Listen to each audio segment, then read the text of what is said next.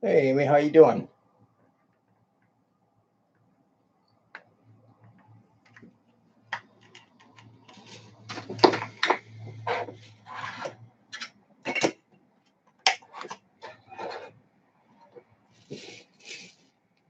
I'm just doing a little quick house cleaning here. Started the stream early.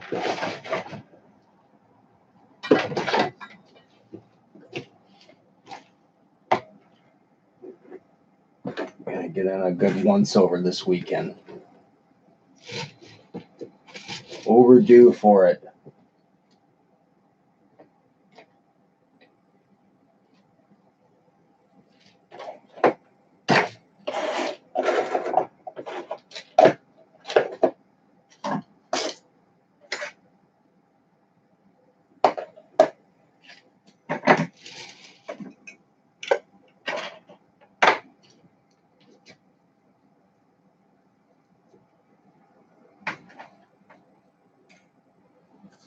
Yes, we've made the mold for the face.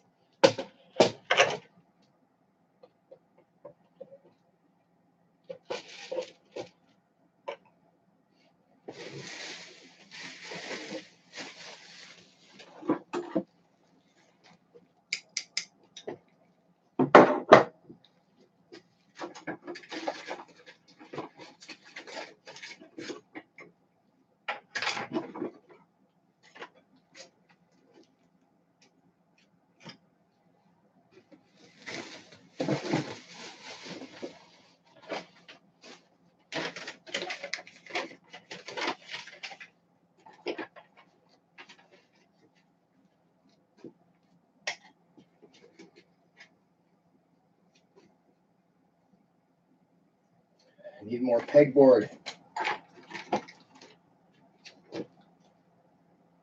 Like every wall in the house to just be pegboard.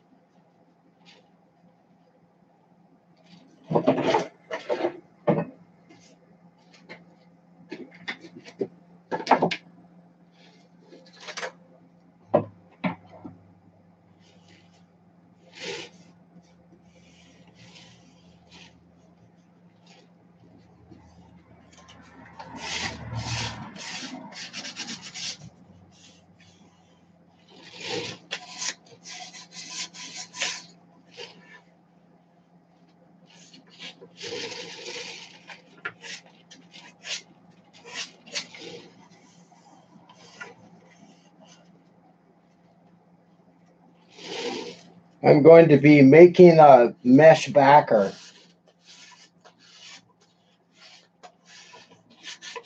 that will go inside the mask. Will be molded, actually cast into the mask. So this is the core that we made. Well, I guess we made this last night. The core of the mold that represents the space for your head.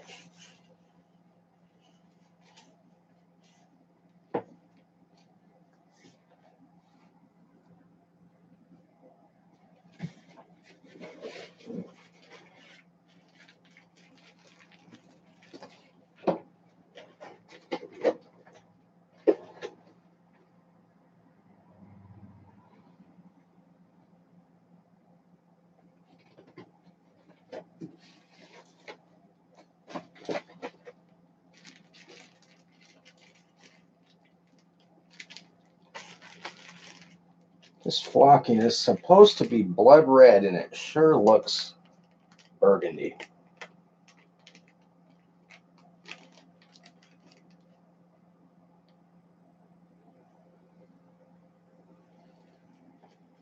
Should be cool. Just have to make sure it's in small amounts.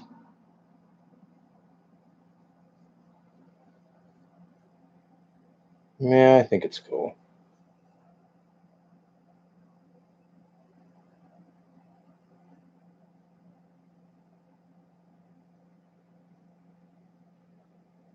It's just small little bits of fiber. It's all really finely ground. The clumps, it's just sticking together. When you suspend it in silicone, it just embeds these little tiny little fibers inside the translucent material, so you get some like light diffusion and subsurface scattering in the silicone, and it almost has like a little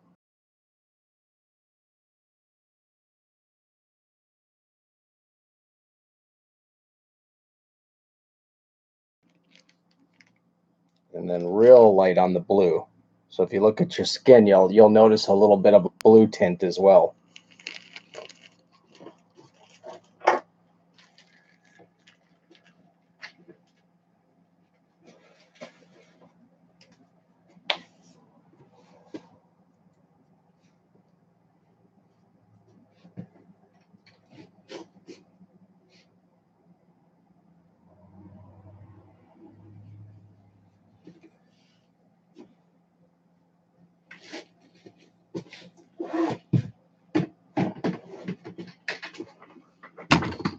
Well,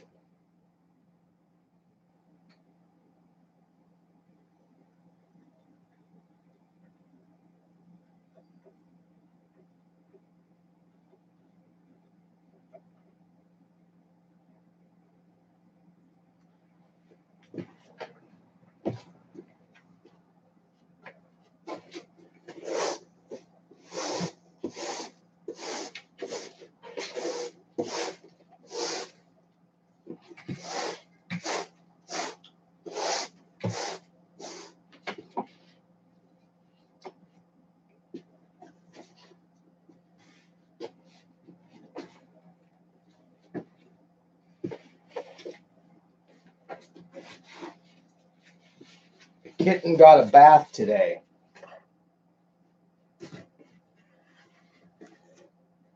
It was moderately violent, I must say.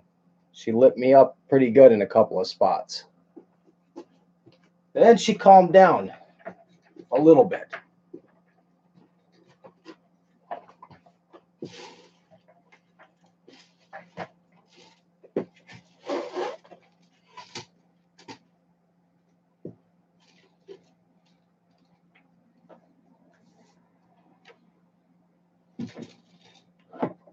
What I have to do here is pattern this out a little bit. I want it to stay as close as I can to this form and not touch the inside of the mold. So when the silicone goes in, it'll impregnate that material.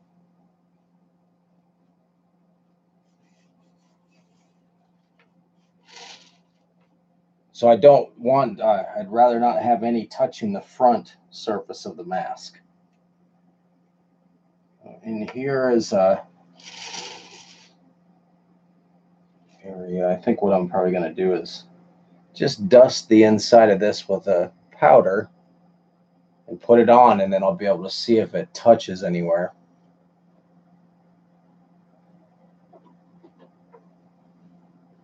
Oh, she went insane. She escaped the first time.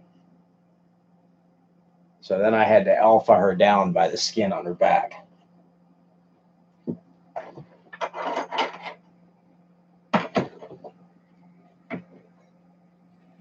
Once we got to shampooing, she realized, hey, it's not so bad. She still wasn't thrilled, but it wasn't too terrible.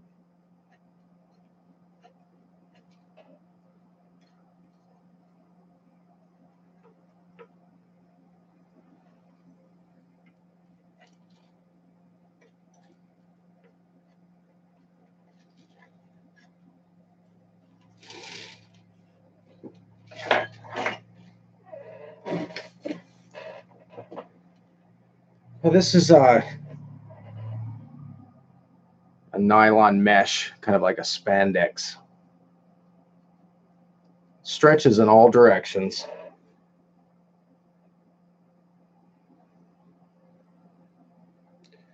And the nature of it is it doesn't fray, so that makes it really nice. There's a raw edge.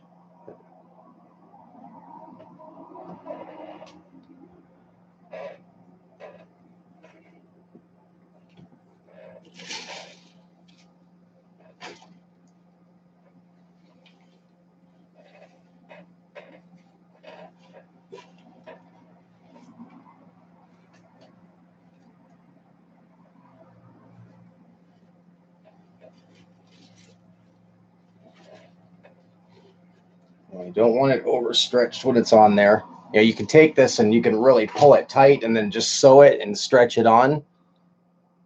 But it's naturally going to want to compress the mask when you take it off the core. So I kind of want it in a relaxed state, but still. So I might have to do a little bit of a stitch in here. I'd prefer the seam to run up along the side the same way that the mold is.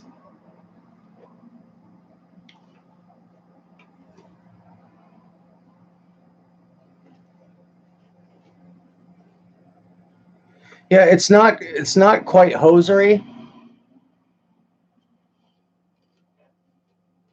It could be, but when it stretches, it's well, you can't see it that well in the camera. It's not reading well. But there are definite gaps in the material.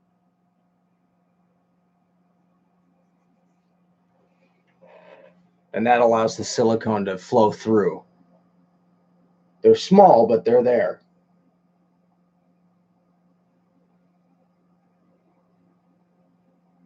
It's kind of a honeycomb pattern.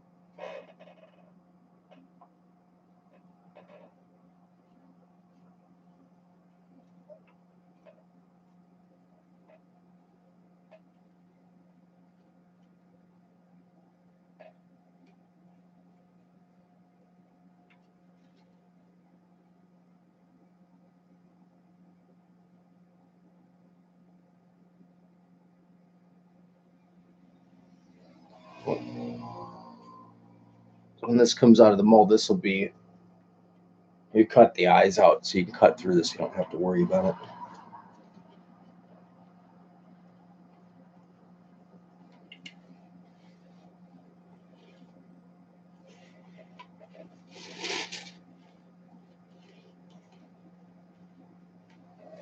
See which way I get it better.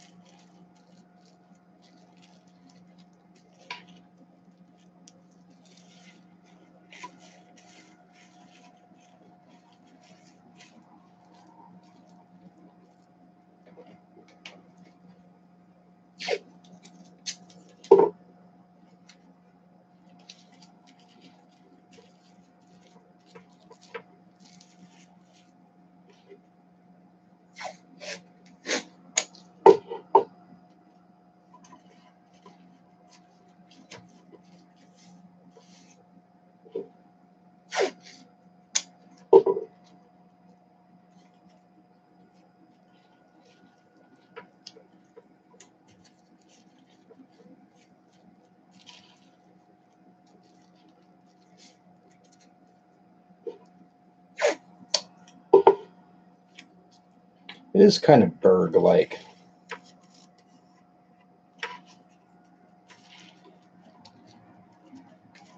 big googly eyes.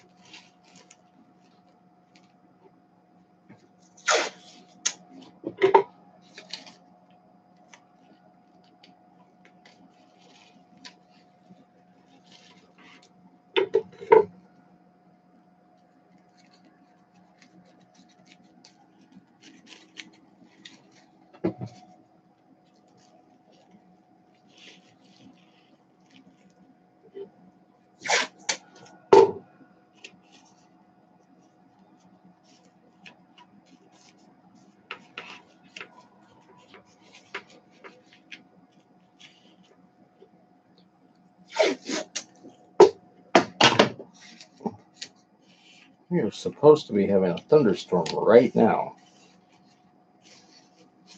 It looks like it wants to. It's gray and then it gets light.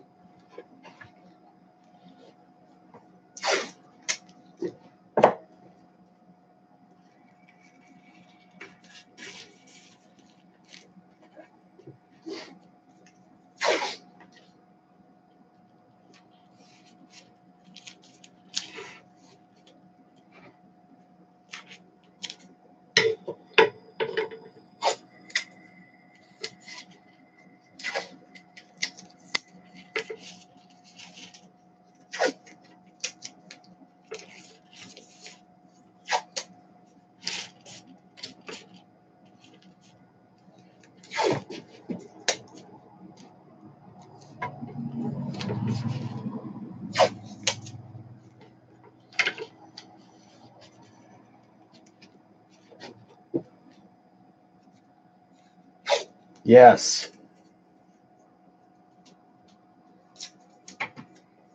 They have all emerged. I saw light bugs last night, so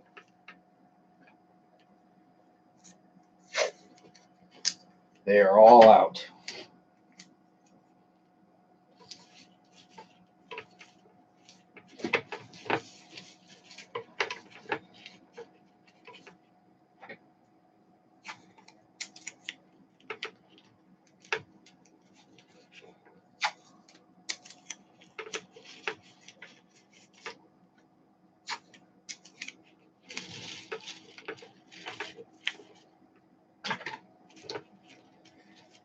If you're using this type of a method to make a form or like a costume or something, other tapes are probably better, like duct tape and stuff, but for this one I've got a lot of forgiveness with the material. Just gonna try to get close. I may not hit it the first time, we'll see.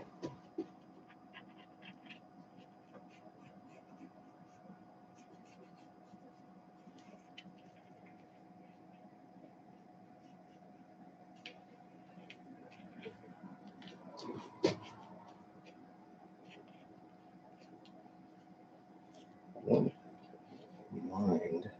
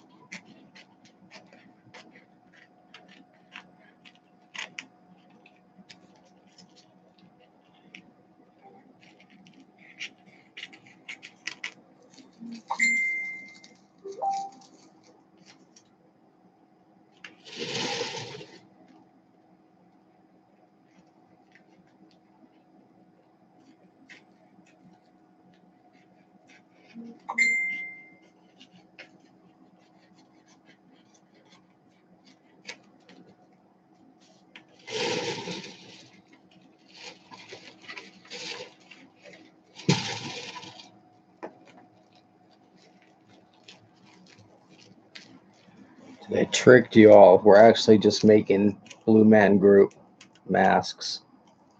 And then we're going to beat on a lot of pipes. Anything we can find. Some garbage cans.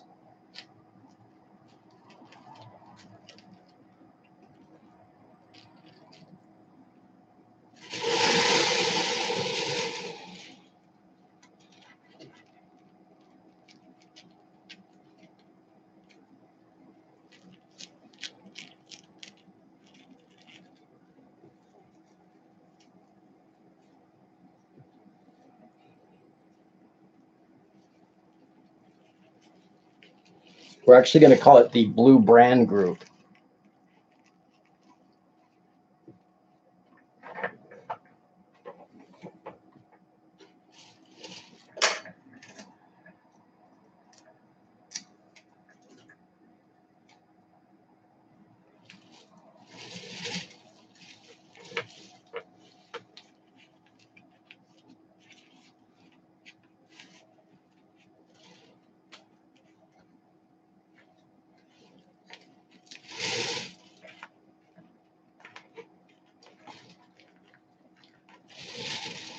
Let's see how this is going to split.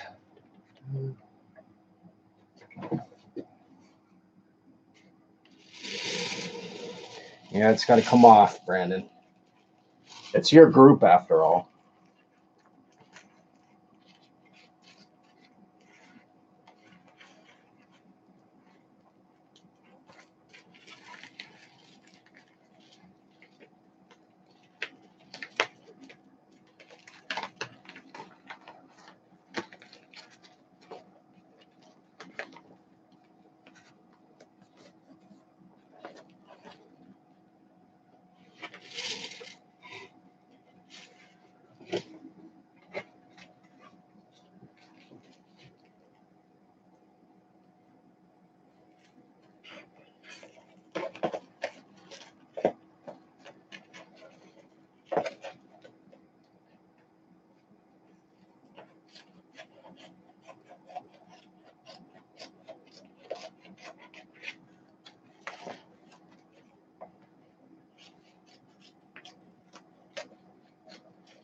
So this is my first plan. If I'm not happy with this, I've got another plan. And I'm already not sure this is the right direction.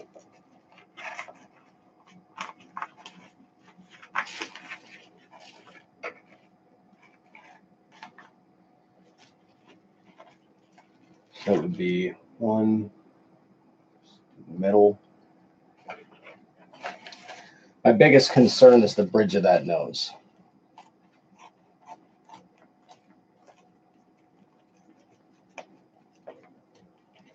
It doesn't have to touch the form perfectly all the way around.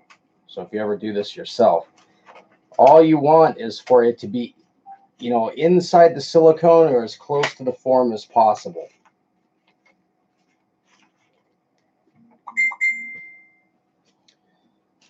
You don't want it to touch the inside surface of the mask, if at all possible.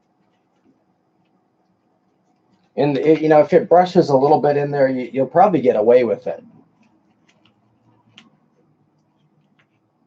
It's very likely that when the silicone fills, it's going to flow in between the mesh and the mask.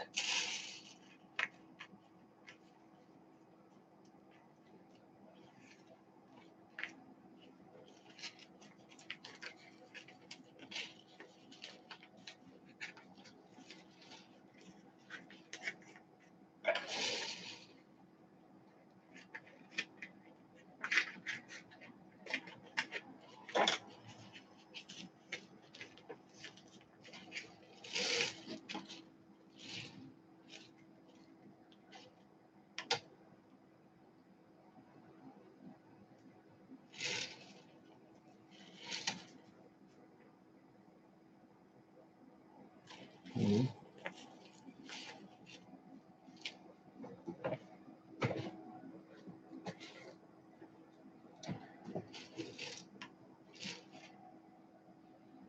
Just one seam up the Well, I don't really want to see him through the mouth. That's probably not a good idea.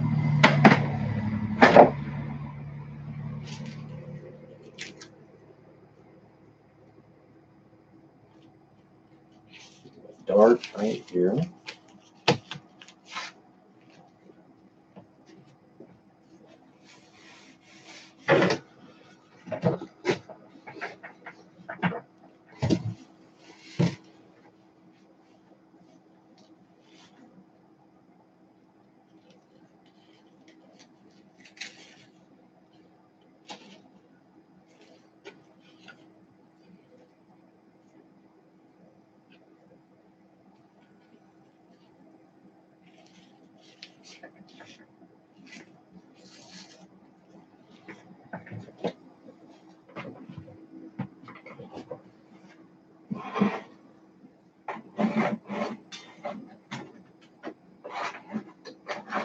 Okay.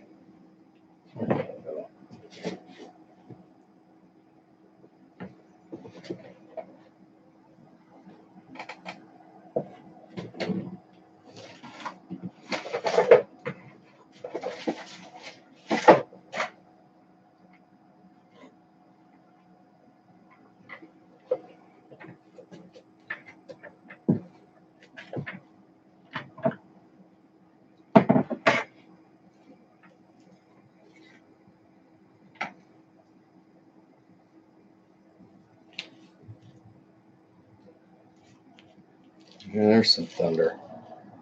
It's coming.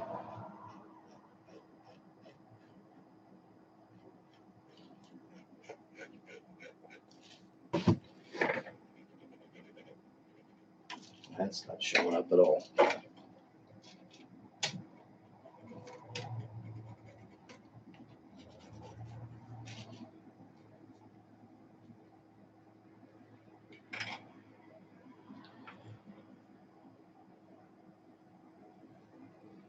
So I'm thinking if I just do one across the sideways across the head, but then I cinch just a little bit at the corner of the eye, it might pull me in.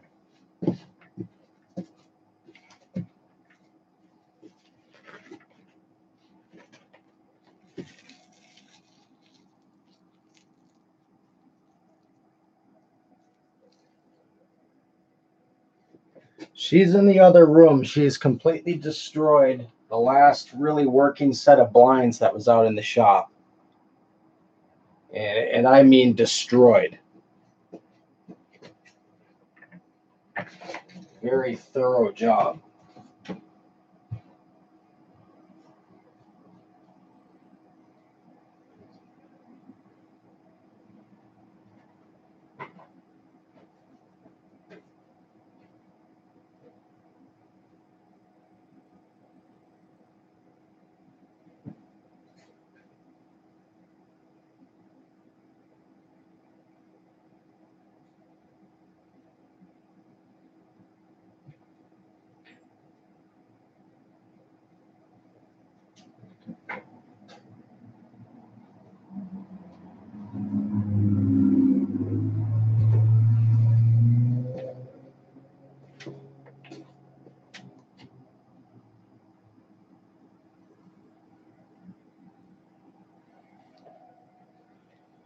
I don't know if you can see that picture. Hang on, let me clear that. That's her sitting in the window in the shop. In a couple of days, she has done that to a set of blinds.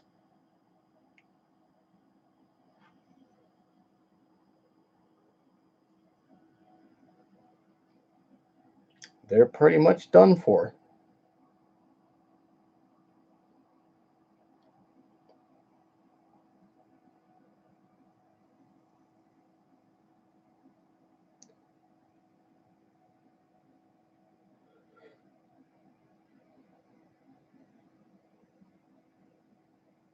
Well, fortunately, it's on the setting side of the building, so I'm just going to leave them off. It's not a good look.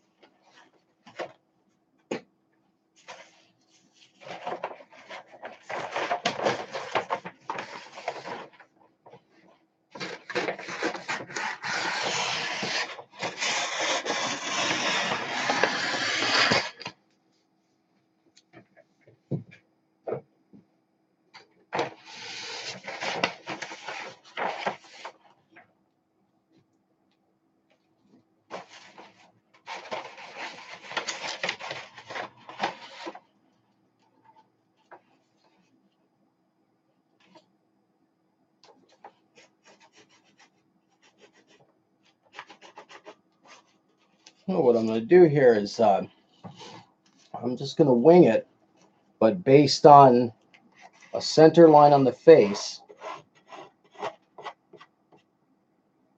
the distance of the pattern from that center line is what I'm going to subtract from the back to tighten that back in.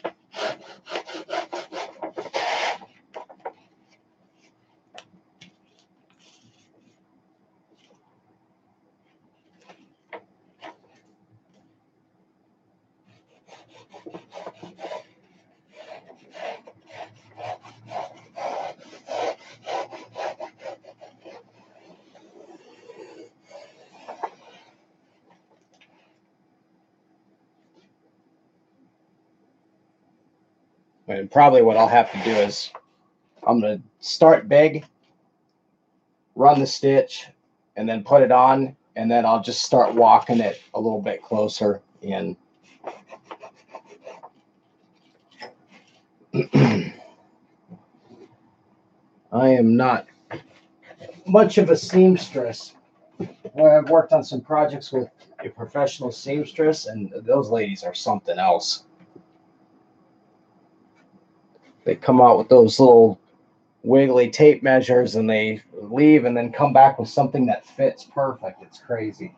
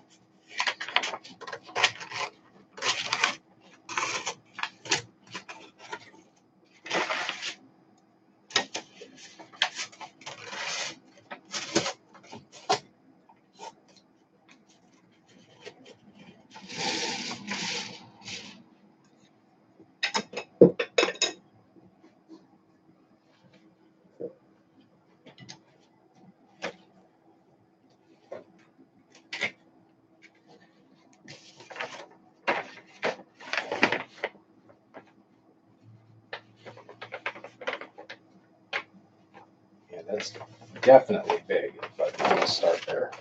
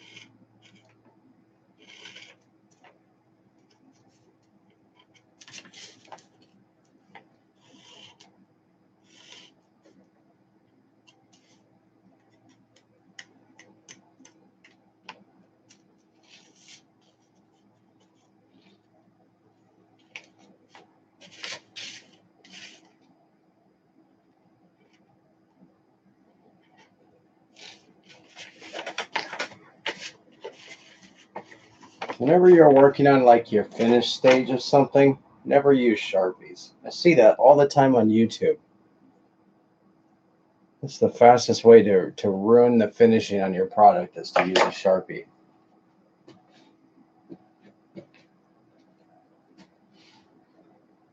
You'll paint over that mark or cover it up with a finish. 2 weeks later, you'll start to see that Sharpie ghosting its way through your finish.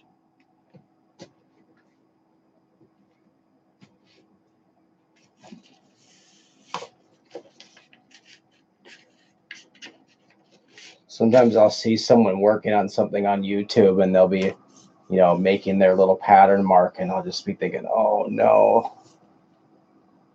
And they'll paint over it and everything's looking good, and it's like, I hate to tell you,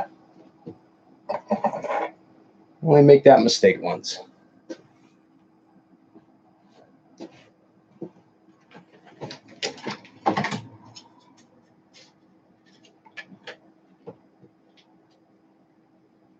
And Sharpie will come right off with acetone too.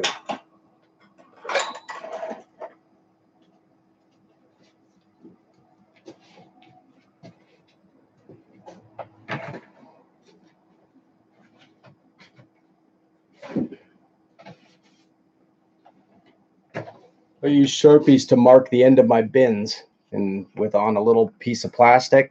This is PVC actually. But when you're done with that, just put some acetone on a cloth and just wipe it right off. Ready to mark something else.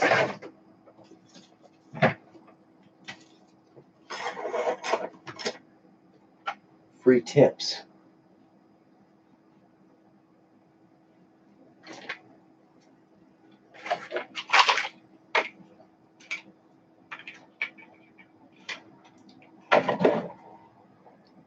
Hey, you want another one?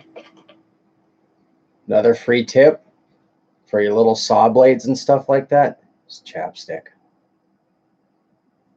Take your blade and just draw it across the chapstick. Or sculpting tools. Oh, it helps it glide right through, like especially on metal and plastics.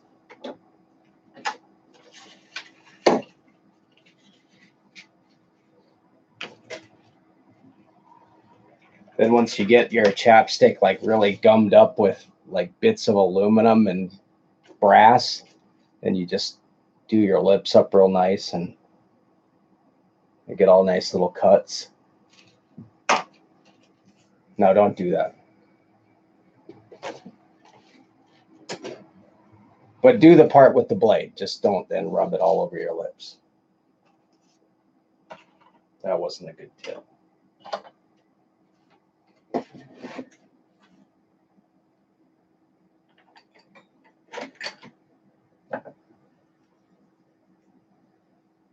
Oh, where am I going to put the sewing machine? I have so much crap in here.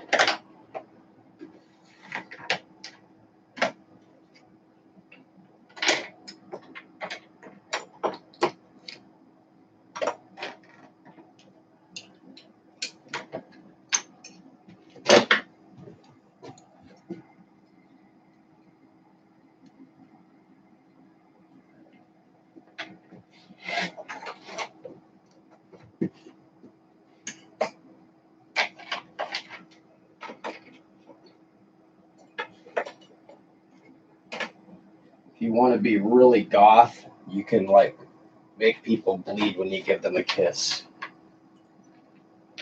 It's probably about as goth as you could get with your metal encrusted lips.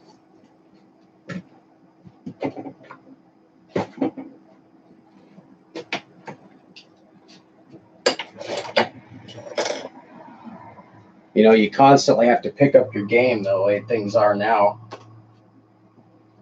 There was a time when you could just listen to Morrissey and be goth.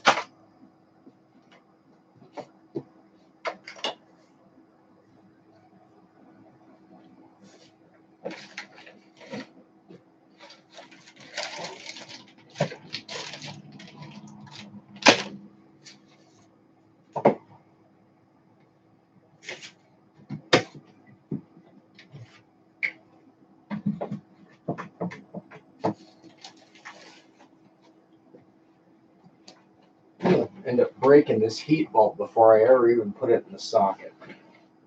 Keep knocking it off the desk.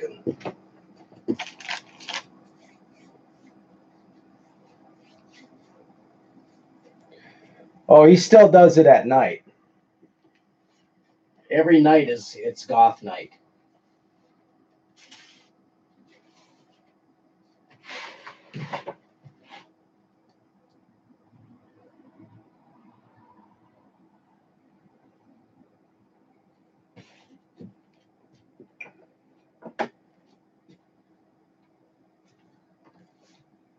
I don't know, Brent. You know, he's going a little bald up there. You know, there was a time when that was pretty goth. I'm not sure anymore. Like Devin Townsend did the right thing. He just, once he started rocking the skullet, then he just shaved it all off.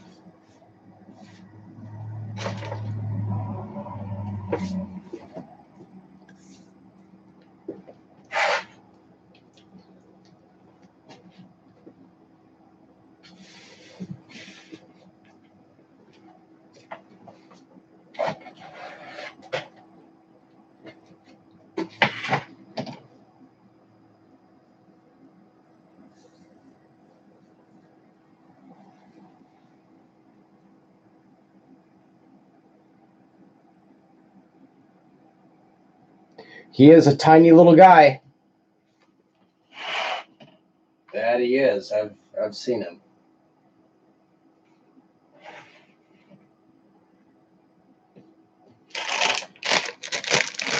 I'll tell you who's kind of a small guy that really surprised me is James Hetfield. It's not JRE small, but those guys a lot of times they seem bigger than life, and then if you meet them, you're like, oh wow. I was around Tom Cruise a few times. Not a large man.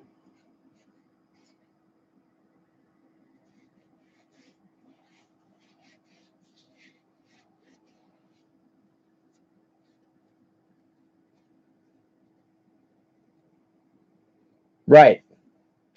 Yeah, and that's the concert video shot down from 3/4 to the floor, or one third off the floor.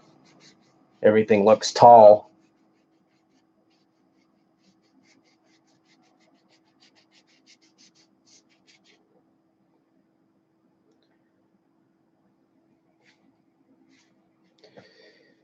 Yeah, when I met Tom Cruise one time, he stood up from the table and I started laughing, and then he had me fired.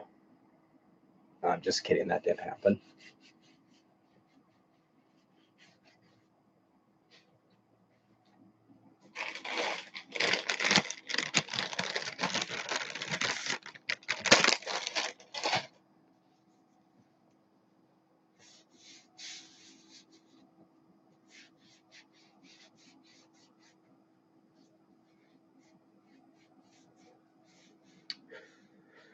Somewhere around there, and James is about 6 inches taller.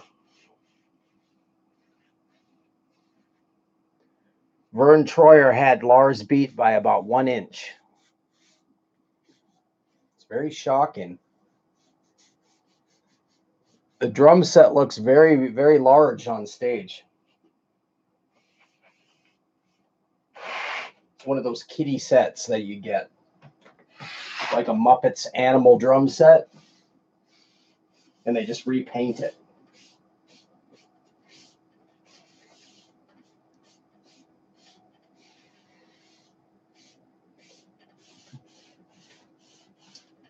The good thing about Lars is his knees bend the right way. He got lucky on that. He wouldn't be able to do all that double bass if his knees were backwards.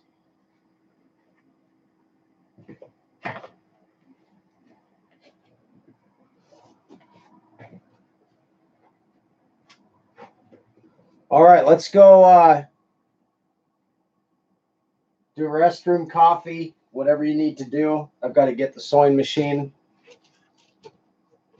and set up. It'll take me, let's say, we'll start again in about 10 minutes.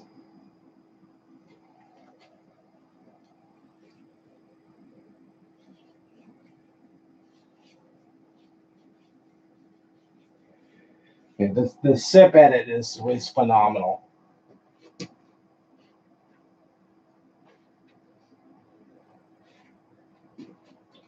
All right, I'll be right back.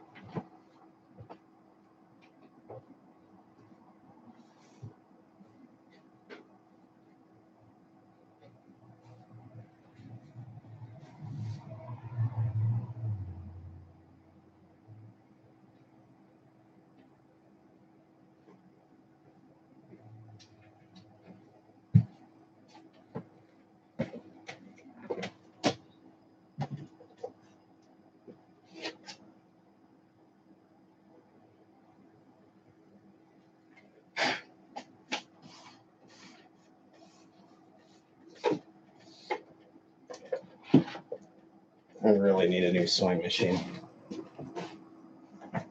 Time has forgotten that sewing machine.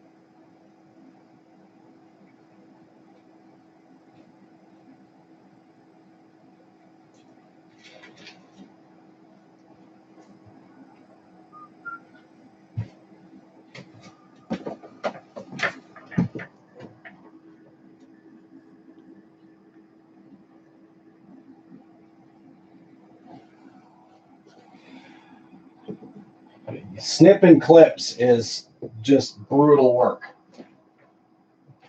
And having to rewatch and watch for time codes. It's rough work.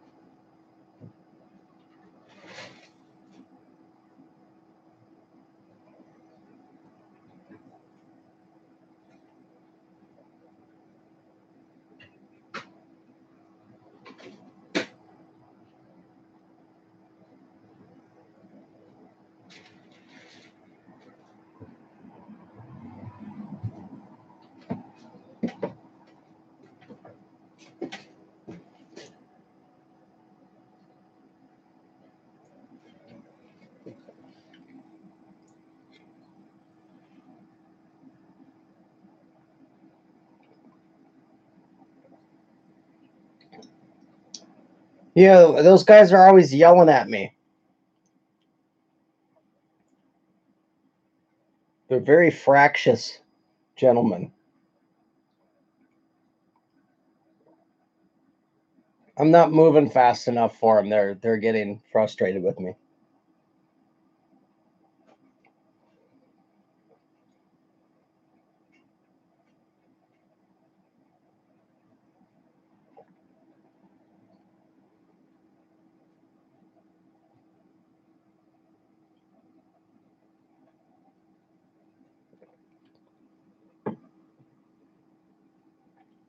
Oh, I've done that before where I've clipped and just thought it was hilarious. And by the time I got to the end, it wasn't funny anymore. And I just threw it away. I've done that. Most definitely. Or you get a ways into it and you go, this isn't funny enough to go through all this.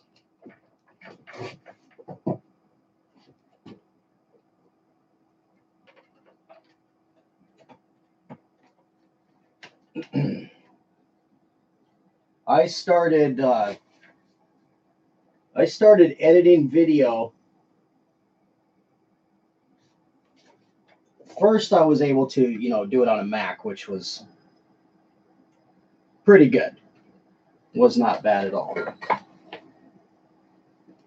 But the first PC that I used to edit video was a 486, DX266.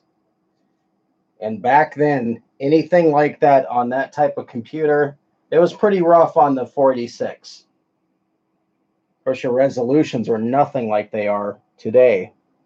But just trying to get video into those, you had all these different video cards with RCA and S video in and stuff like that. And that was like the big deal at the time. I had the video card. I had a Diamond.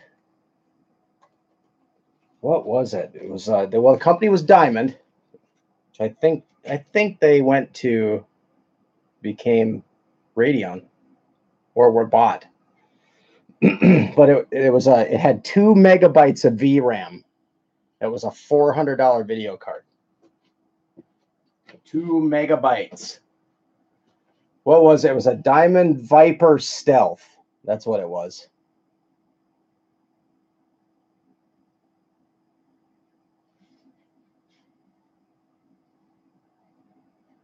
But it was the dark arts back then. Even when the Pentiums came out, things got better on the Pentiums. You could start doing, by about the Pentium 2, you could start doing audio and multi-track recording. But it really was the dark arts. You just never knew that it could just crash at the worst possible time. Pretty amazing now. I used to run 3D Studio Max on a Silicon Graphics Oxygen workstation. So those were high dollar workstations. You couldn't do anything else on these computers, really, but run.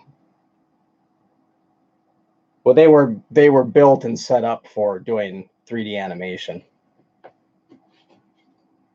That was when things started to get good.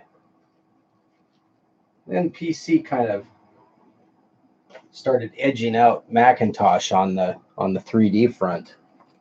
I think it's pretty caught up now. Unity and Maya and all that stuff is all running on Mac, but for a while there, you were really stuck if you were doing 3D with PC.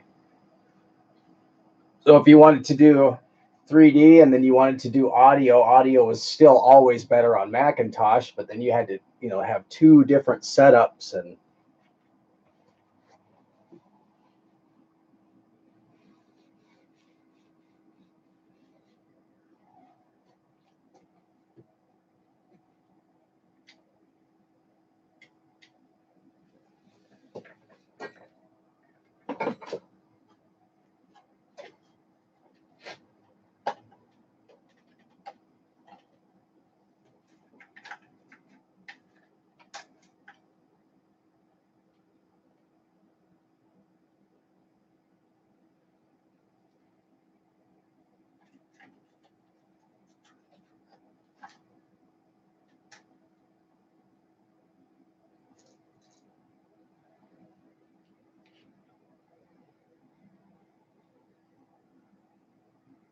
oh yeah, last week was rough.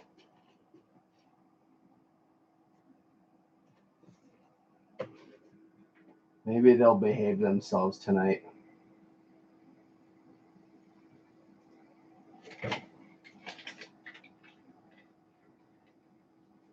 A+ was a very naughty girl last week.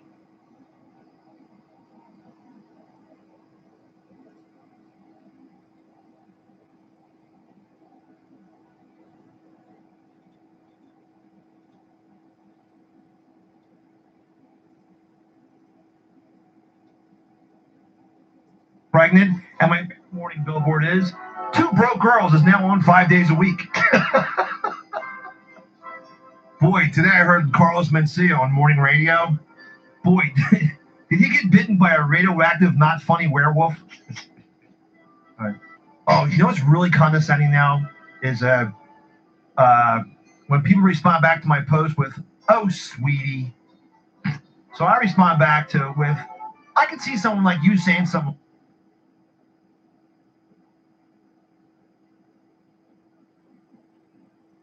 Did they cut the chat off? Oh, I might be zoomed in. I said I wasn't a big fan of Night Ranger's Sister Christian at a Delaware Shoney's restaurant. And the busboy dropped a plate with a half-eaten tuna taco and said, "Hey, I sang that, Broseph." And I apologized to the lead singer of Night Ranger, and he invited me to watch him box a kangaroo at the Wilmington Boat Show. Let's go now to Hillsborough. John, you know how much that joke premise really bothers me? You know how much that's one of my least favorite jokes that people do, where their song falls off the charts, their band falls into relative obscurity, and they can't have done anything else with the money. They have to work at Shoney's. So, Steve, did you get a call from a wrestler that he was going to be in a parking lot, Ben Salem? Oh, yeah. Same vein? Okay. Yeah, we played that call. I was just curious. I got a similar call. But wrestlers are different. Wrestlers are wildly irresponsible with their money. But the guy who sang and wrote Sister Christian, I'm sure he's still... That song was in Boogie Nights. I'm sure he can live comfortably on those royalties alone. Absolutely. Speaking of retirement plans, my retirement plan, I hope to be bitten by a radioactive monkey and then sue Al Roker for letting his radioactive monkey run loose. Hey, I just found out a bunch of 1970s sitcoms were based on UK shows. My favorite were Three's Meat Pies, Sanford and Blood Pudding, and my favorite, Welcome Back O'Connor, starring Gabo Kaplan, which had the catchphrase, "Up your nose with a rubber haggis." Hey, this Mother's Day just passed. It took my mom 2 years to forgive me because I changed her ringtone to Rock Me Amadeus. My mom, she's recovering from heart surgery, and I feel embarrassed because I can't tell the doctors, nurses, and nurse practitioner and the aides and all those scrubs apart. You know, I don't know who's who.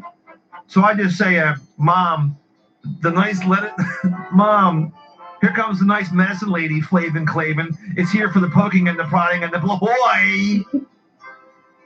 So. Bomaroo.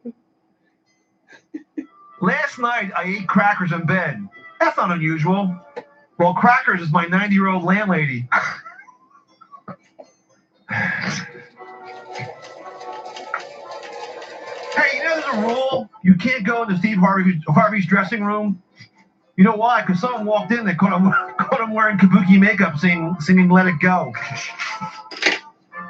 You know, he hosts a show called Little Big Shots, and one time this little girl made eye contact with him, and he said, "What did I tell you?" And a trap door opened under her. Hey, I got thrown out of the movie street eating milk duds. Not unusual? Milk duds is the name of my pet female gorilla. I'm saying this one's the new Will and Grace. What? You wish you wrote that, Chumpy? Oh, man, that's getting worse. I think there's a big cheating scandal at the 80s Rock Music Festival. Because I heard a dude say The Fix was in. The band The Fix. You must go now to Hillsborough. I was at lunch with my friend, and a clown attempted suicide, jumped off a building and landed on him, and he fell into a pile of cakes. And my friend looked at me and said, "So I guess this is going to be part of your act?" It's been 7 years since Bin Laden died. You know, his journals just revealed he had a big crush on Susan Day. Steve, you're going to hate this one. Oh boy, here we go. Now let's hear it. Let's go. I was just saying the other day, I hated the lead singer of the 80s hair metal band White Lion, and lo and behold, who walks out to box a kangaroo at the New Jersey State Fair? Okay, that was funny, John. That one's funny. That one was pretty It doesn't good. have him doing a menial task.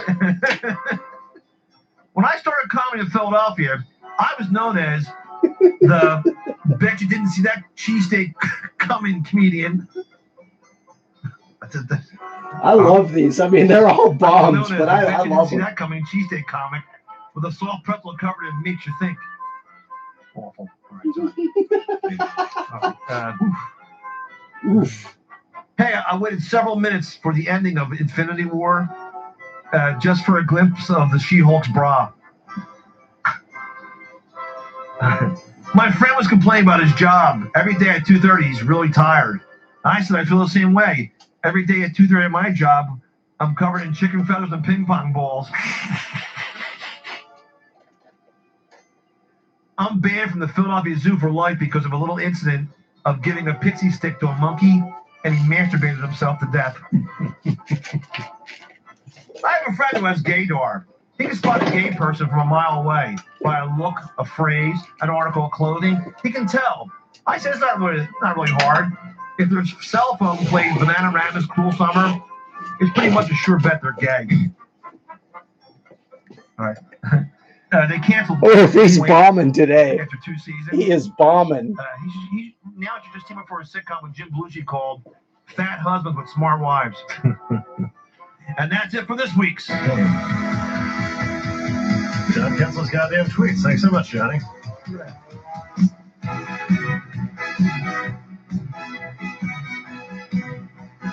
Yeah, so kind of an eventful week in our world, especially yours, John. You've been kind of tied up with a family matter. You said, I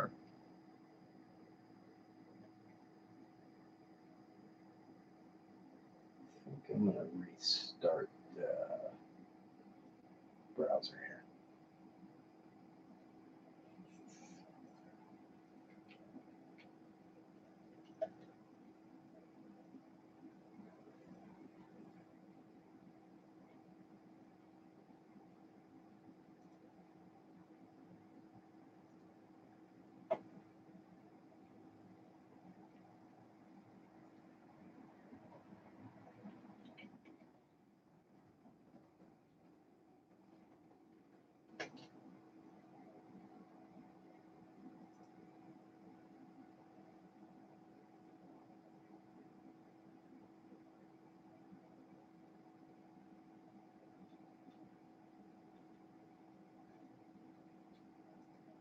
Sorry, I almost cried because you looked at me like an innocent, like it's you still like messed confused, like a little kid, helpless. helpless, exactly. And it's just that I think the mucous membranes or in your nose are the thinnest part of your body for blood to come out. And the ear, nose, and throat guy comes in and they can't cauterize it. Sometimes they can burn the capillaries wherever it's freaking out in there. And so they got these two I swear to God, it looks like mozzarella sticks. They shove up her nose, right? Or looks like a drumstick. It's right. Did you go down there? Yeah, I think their comment Wednesday, page is messed up, or Facebook is She was doing recovering something. really well. She was sitting up. They had her walking. So to hear that was a total surprise. Yeah, but I guess it took that long, 3 or 4 days, for the blood thinners to kick in. And I felt awful. Like she looked like a guy at the end of an MMA fight. And so she has you imagine getting both your first fingers and sticking both up your nose as far as you can, because you had to block off the nasal cavity up top of your nose. And then they tied strings to it, and each string's like a foot long. Ugh. And it curls around her face like a Snidely Whiplash, like like the time she's going around tie a girl to a railroad tracks. And I'm looking around, where's her giant bowling ball bomb with the fuse on it, and top hat. But she's gonna sue O.J. Simpson. Yeah, yeah, she looks like Fred Goldwyn, right?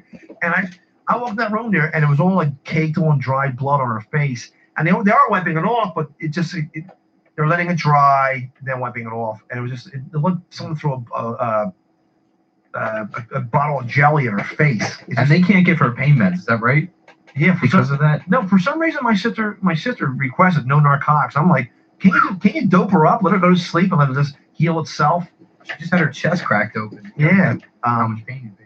And oh my God, it was brutal. And then and there's nothing you can do. And I'm there thinking, my God, it's weird. If you ever think about this, it was reverse. Your mom might have a little bit of a history with pain meds. Right, exactly right. So and it's so down there. Oh my God, it was just brutal seeing that. And then on Saturday I was there, and the doctor came in to change it, and it wasn't that bad. It is slowly healing, but when they're putting it back in, a new plug back in her nose, she started crying, going, "Ow, ow, ow!" This is brutal. I should tell you this. And she's going, "Oh, let me go! I don't want this. Oh, I want to die. I don't want this," because her nose is up in the air like a pig nose, and it was so painful for her. And but the second you put it in, she clammed up. That was it. Wow. And but it was but she's slowly but surely recovering. And she's they say she'll probably make a full recovery, right? Yeah, yeah. They're expecting her to be up and around pretty soon. Yeah, she's walking down the hallway and eating, but it's just that's a horrible to go through that pain. Oh man, and yeah, she's going to be going to like a rehab next, then come home. And, it's also a good sign that a woman her age they would do open heart surgery on. That's very rare. Great point. She would have to be otherwise healthy.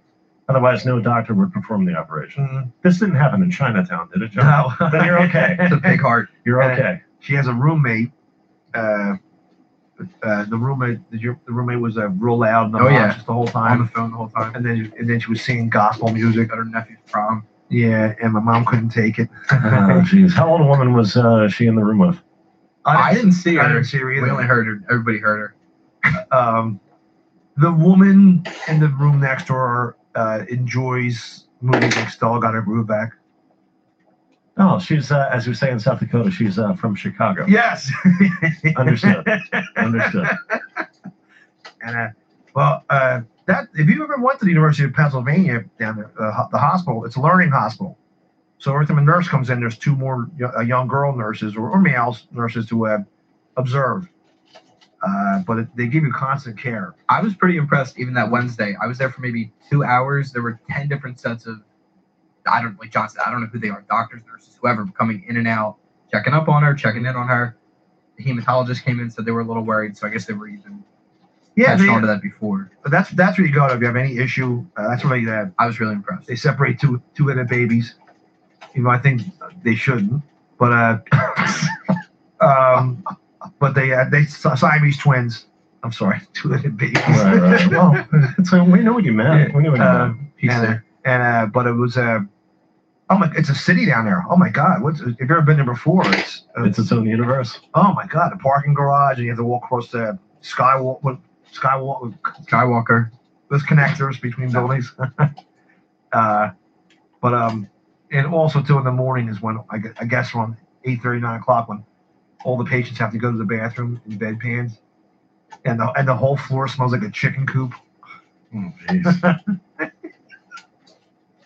And but that's the eventful week, and I feel I sat with her, and she keeps falling asleep, waking up, and when I leave, when I saw her the other day, I go, Mom, I love you, and she looked at me and started laughing. She's supposed to say, I love you too, sonny boy. All right. And she goes, yeah. Well, she's conditioned to think everything you say is a joke. Yeah. And but it was but that she's getting fine. And my brothers were over there during the weekend, and they have a lounge you can sit in.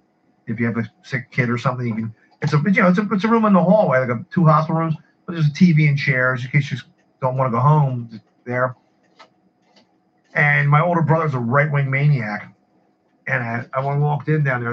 And your other brother's a left-wing maniac. Yes, but when I walked in there, the TV's supposed to have like TV on it, like Gunsmoke or something like that, or golf or something. My brother had Fox News on. What's going on here? And I'm like, man, I won't put it on down here. He's like, so what? F them. I'm like, I don't know. Can you watch Popeye cartoons? And but that's what I'm gonna go down tomorrow. And I was worried about it because I was supposed to go away for a super comedy show next weekend in Nags Head with a friend of mine named Mike, and not Mike the bus driver, but he just called me this afternoon right before the show and said we can't go. He goes, you can go now if you want. I go, no, because he was going to drive. It's fun with your friends, because his little sister's husband, his brother-in-law, they found him dead in a river in Idaho. He has to take a flight out to Idaho to bring his car back and stuff like that. How did he end up in the river? I don't know, because I asked that question too. That doesn't just happen. I know. Well, they found a gash on his head, and his knees were bruised. And I said, was he fishing there? And he goes, I don't know. That's pretty grim. Maybe he fell off a rock. But he could have got damaged if he could have fell in. I don't know. So my vacation plans are shot next week. But my other friend ran for that phone call, because what do you call it when a door opens, a window falls down? What's the saying? Something like that. Yeah, that's exactly what it is. Another friend called me and said, my son's getting married in Punta Cana, and one of his cousins backed out. You want to go? It's all prepaid for you if you want to go. Wow. Are you going? I said, yeah, I'll go. Well, that's absolutely. a better deal, That's a Joe. no-brainer. What are you worried about? I said, I'll go, yeah. You miss a gig, you have to go to fantastic Wow. replacement for that situation. But the last time I was in Punta Cana about 10 years ago with Mike the X-rated bus driver. And you still don't know how to pronounce it. That's really weird. Do they not have signs? I don't know, Punta Football? It's Punta Cana, I believe, if I'm not. You're right, Punta Cana. Punta Cana? Yeah, His son was born shortly after that trip, wasn't he? yes. And but I went there with my friend Al. He went. Al, I don't know what you're talking about. He's a milkman in New Jersey. No. No, he's a Civil War reenactor. Shane ring a bell at all? He just had a fireplace put in his house. Don't know this Al cat. Well, I might be out of business tonight, guys. Not ringing any bells. To take this apart. His wife ran off with a guy who looks like the Supremes. Oh, wow. Gotcha. Just used Okay. it. The OJs. And but we went there, and I didn't realize you're on the equator. You're right on that longitude, latitude. You're right there in the middle of the world. And say this tape or the recording booth table right here is the Dominican Republic. Well, it's a big island. On the other side of the island is Haiti, where it's full of zombies. And but on this side is all resorts. I went on a cruise 2 years ago that stopped in Haiti, Uh-huh. but I think it was a private section. But we did a zip line there, and it was in Haiti, and that was all their comments today. I can't believe you're going to Haiti. But they throw you in the back of a pickup truck, and they take you up a mountain to where you get on the zip line that goes down. Well, might have. And there's locals that are just lined along the fence. Not And sure they're what holding that like was about. M16s, and they're just staring you down. Jeez. Very uncomfortable. When I went there before, I felt awful because it was all one resort. They said, don't leave the resort. You don't have to. There's a million things to do there. There's like 6 restaurants, and you get your picture taken with a monkey on your shoulder, and there's Germans walking around. And There is. It's all. It's a. I don't know about the Germans. Yeah, I don't know. You were in Haiti. You were talking about Haiti, right? I was in Haiti. Oh no, Haiti. I was on the other side of the island at the Punta Cana. What exactly brought you to Haiti? It was a cruise, and I think it was a Cruise. privately owned part of Haiti. Okay, so you were kind of cordoned off into your own. Yes, not in Haiti proper. John McKeever has this. All right. I don't know who that is. Slow me. But you went to Haiti. Now, when people make fun of you for going to Haiti, what are the jokes? What do they say? No, they're not really jokes. They're more criticisms. For why would you go to a shithole country like that? Well, I'm sure Haiti's like any other country where there are parts that are beautiful and there are parts that are shitholes. And I think the parts that are beautiful are owned by the cruise ship line. Yeah. So I was exposed to that, which is great. I will Really, say, really great. I'll say this too was all the females I encountered, the Caribbean gals, It's up to you. yeah, or whatever. They look like African American ladies, but they have blue-green eyes. Like they're mixtures between like French and but they're African American with like real pretty green blue eyes, and it's they're real exotic looking, very very beautiful women down there. Right, because of the slave trade. Yeah, I think it's probably That's true. exactly why. Yeah. And but it was real nice, but it's very humid there. And I stopped and bought a couple of Hawaiian shirts at the Goodwill store. And I never forget. In Punta Cana? No, oh my God, they don't have them there. But when I was before I went, so I went there at a real nice steak place with Mike, the extra bus driver, Chris Calder, the German fellow, now married. It started. It was just so humid where we're at, and the sleeves on my Hawaiian shirt started coming undone. And by the end of the meal, both my sleeves had fallen on both sides of them due to lousy stitching. And I probably could have drove a mile and found the guy that made it.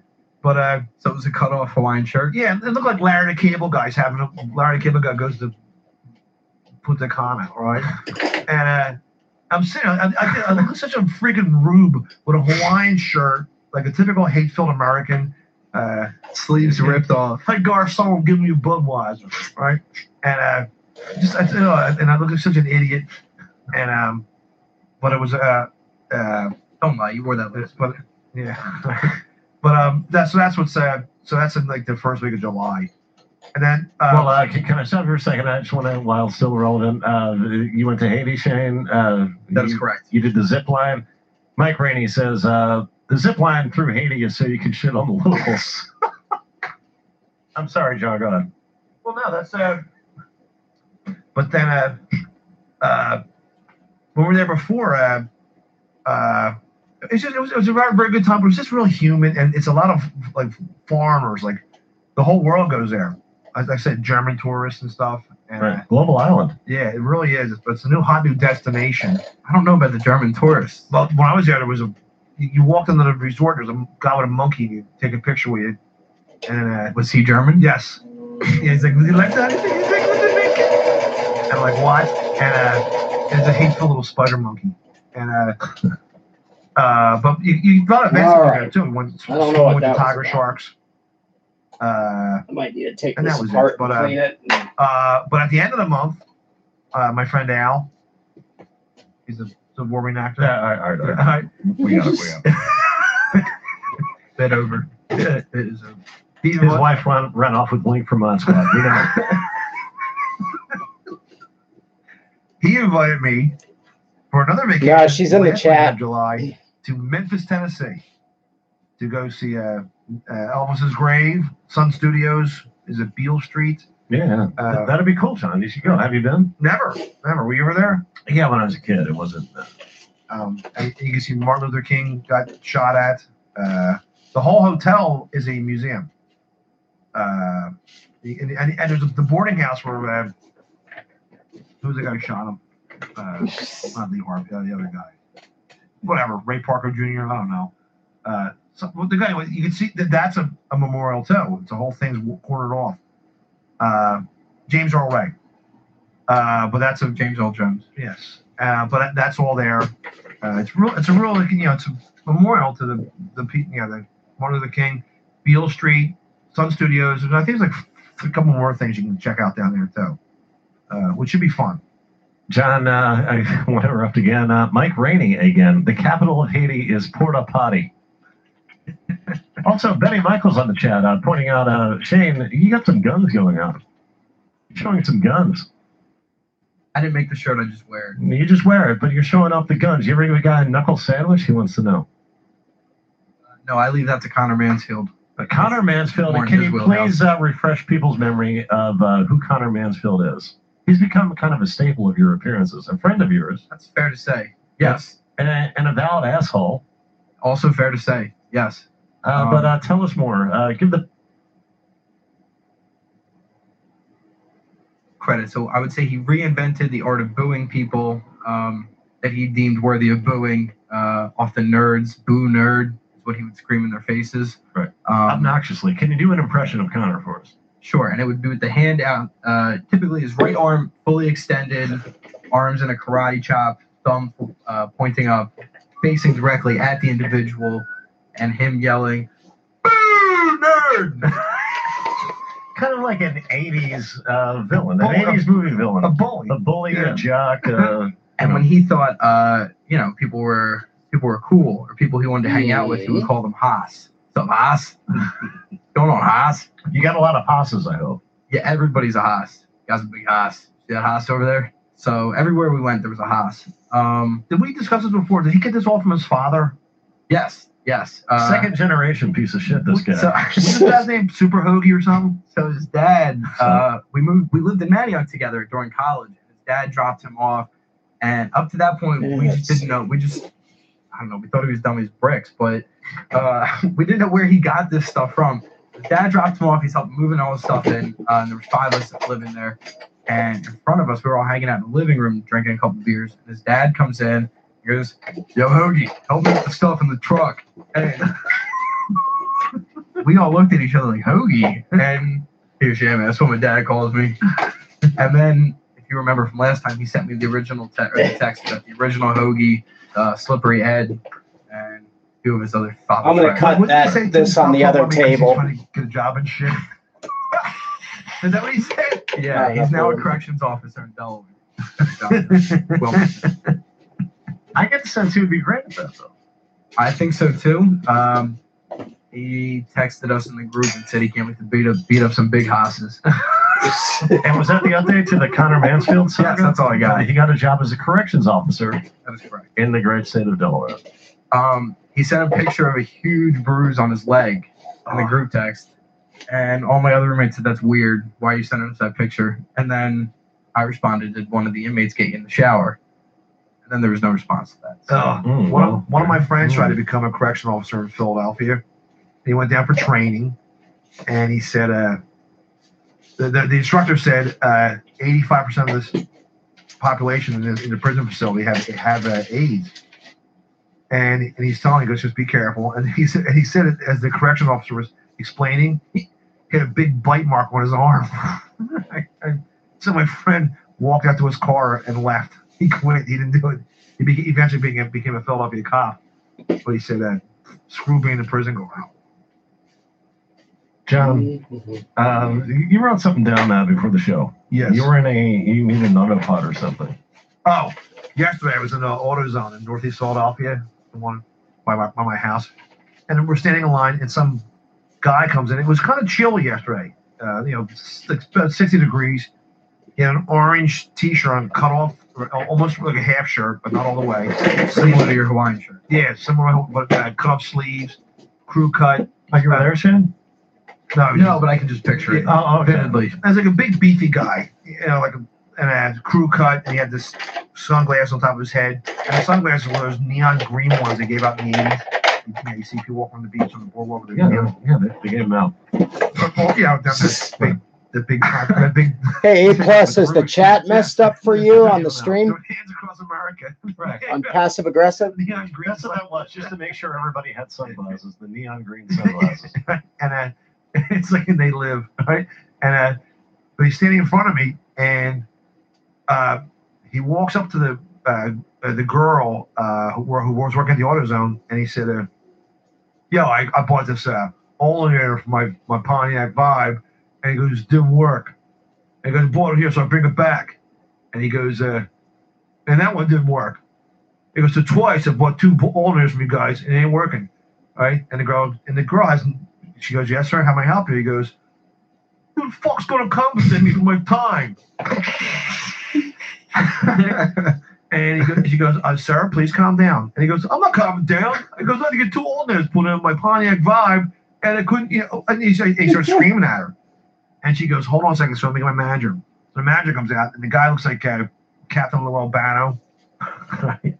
A big heavy-set guy with a big beard, and he goes, sir, what seems to be a problem? And he goes through the whole story again. I got 2 alternators in my Pontiac Vibe, and he starts screaming, and the manager goes, the guy goes, I ain't talking to you. The manager says, to you, calm down. Wow. Right? And then I just smile. It's ridiculous. It's from like a smile like that. And the guy looks at me and goes, it ain't no joke. He goes, what do you think, it's funny? And he turns to the girl, and he goes, I saw you laughing too. He goes, it ain't funny, it's another joke. And it got real crazy, and the manager took him down the end of the last of the row where you pay for things at. He goes, sir, you have to calm down. And it was real insane. I think the guy started throwing Windex around, rubber ShamWows in her face. And, did you ever lose your mind like that in a retail situation? Yeah, I did. I got to think of that. I did one time. It was after a night of drinking. I went to like a Marshall's to return a shirt. After a night of drinking. Were you wearing the shirt? No. Wait, was this the next day, or was this at like 11 p.m.? The door wouldn't open because it was 2 in the morning. It said closed. No, but I had to go into a Marshall's up Ohio to return a shirt for some strange reason in the morning, but I had been drinking. And the girl For some strange reason. Can you sign your name on this piece of paper? Like, your return receipt, get your money back. Right. I was so hungover, I couldn't remember how to write John. And I'll never forget. I'm staring at her. She goes, yeah, right there. And she's putting her finger next to the little X, right there. Put your name right there. And I'm like, I'm thinking, right? And then I finally said to her, like, give me a second. I screamed at her, come on. And so this is so stupid and strange. I opened my wallet up, and I had to look inside and to see what my name. I knew I know. I just kind of sounds so strange saying this. I had to look at my name to. Oh, I'm John Kensel again. I had to see how it's spelled and. Yeah. John. We've known you a long time. That's a hangover.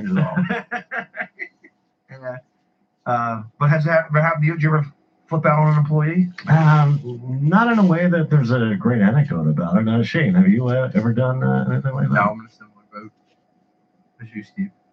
I have.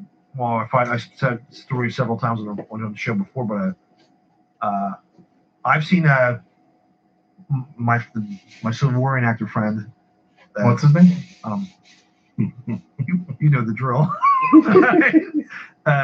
I saw him freak out at gun shows before. It's a good idea. Yeah, it's a great place to freak out on somebody. And I said this story in the show before.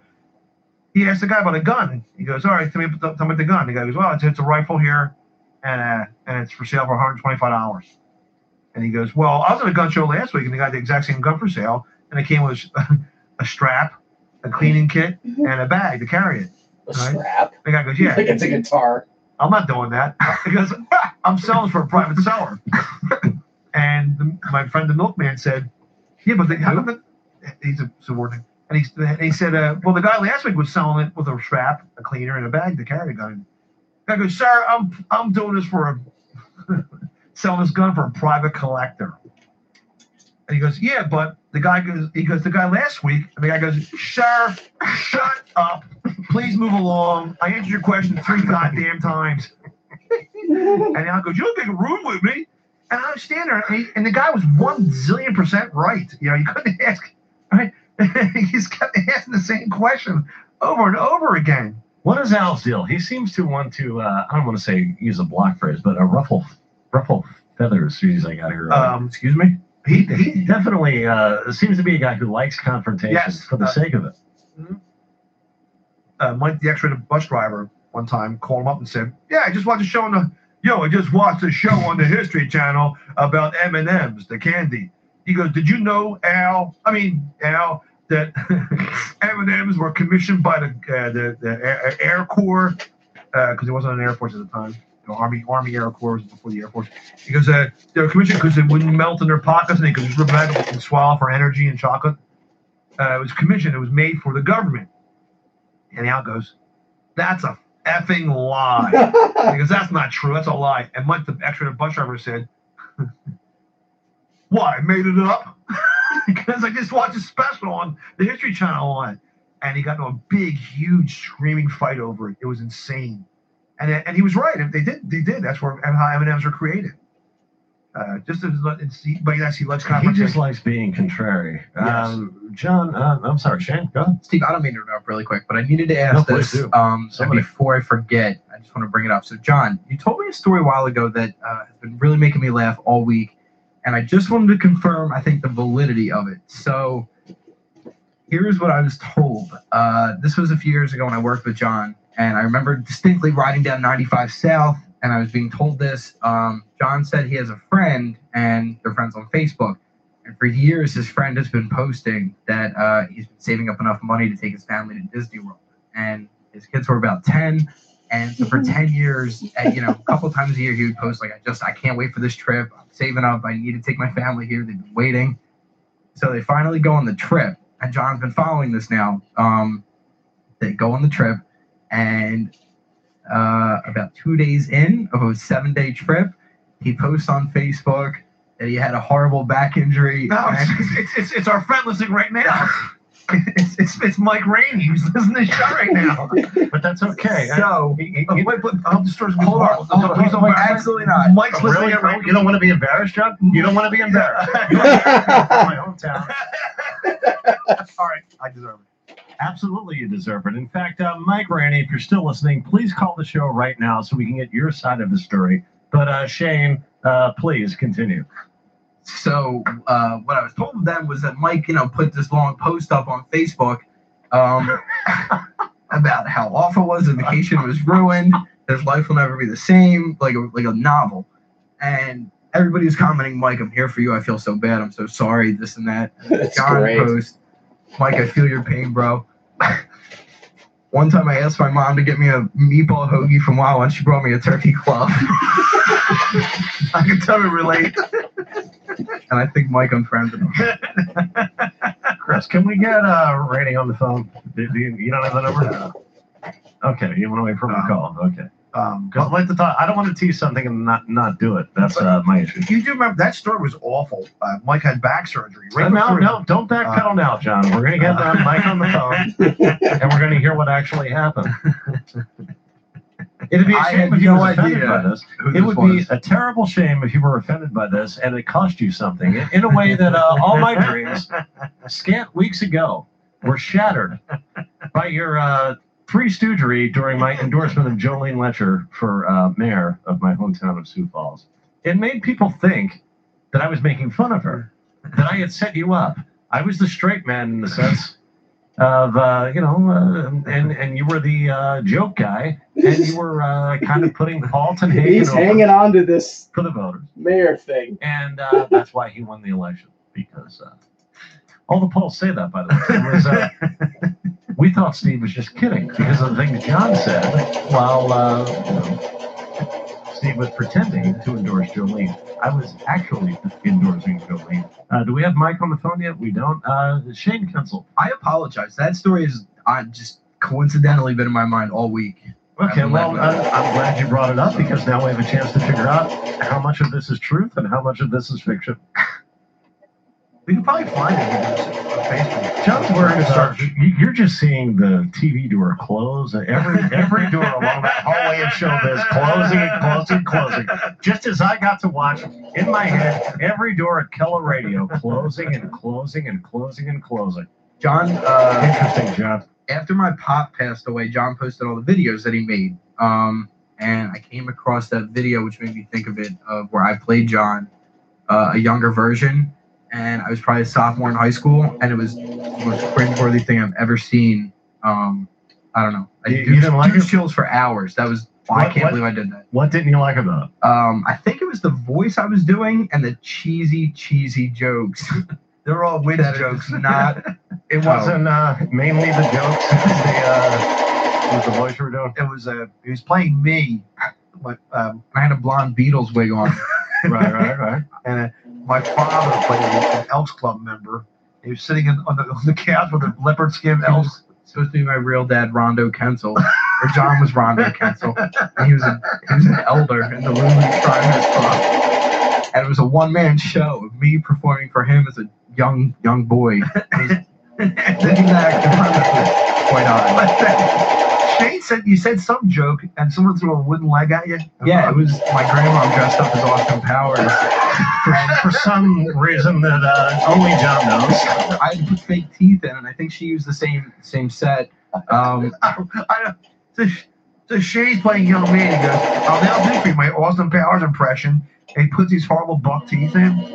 Well, the kid in the camera turns to you and says, "There's my mom," and he went to she has this real horrible buck teeth. Shane forgot about his weird aunt, who also looks exactly like Austin Powers.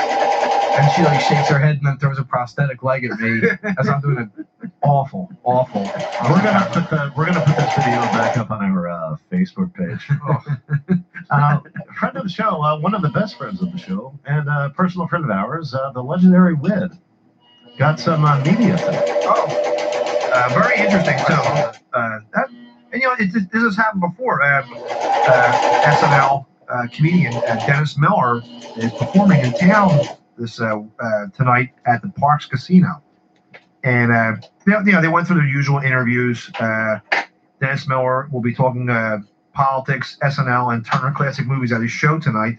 By the way, John, can I stop you there and say Dennis Miller has taken a lot of criticism in recent years because of his politics. But because of his politics, anytime he does an interview on television or anything, people only ask him about politics. Mm-hmm. I'm sure if you go see him, it's all comedy. But when he's interviewed, people ask him about politics, so that's all he talks about.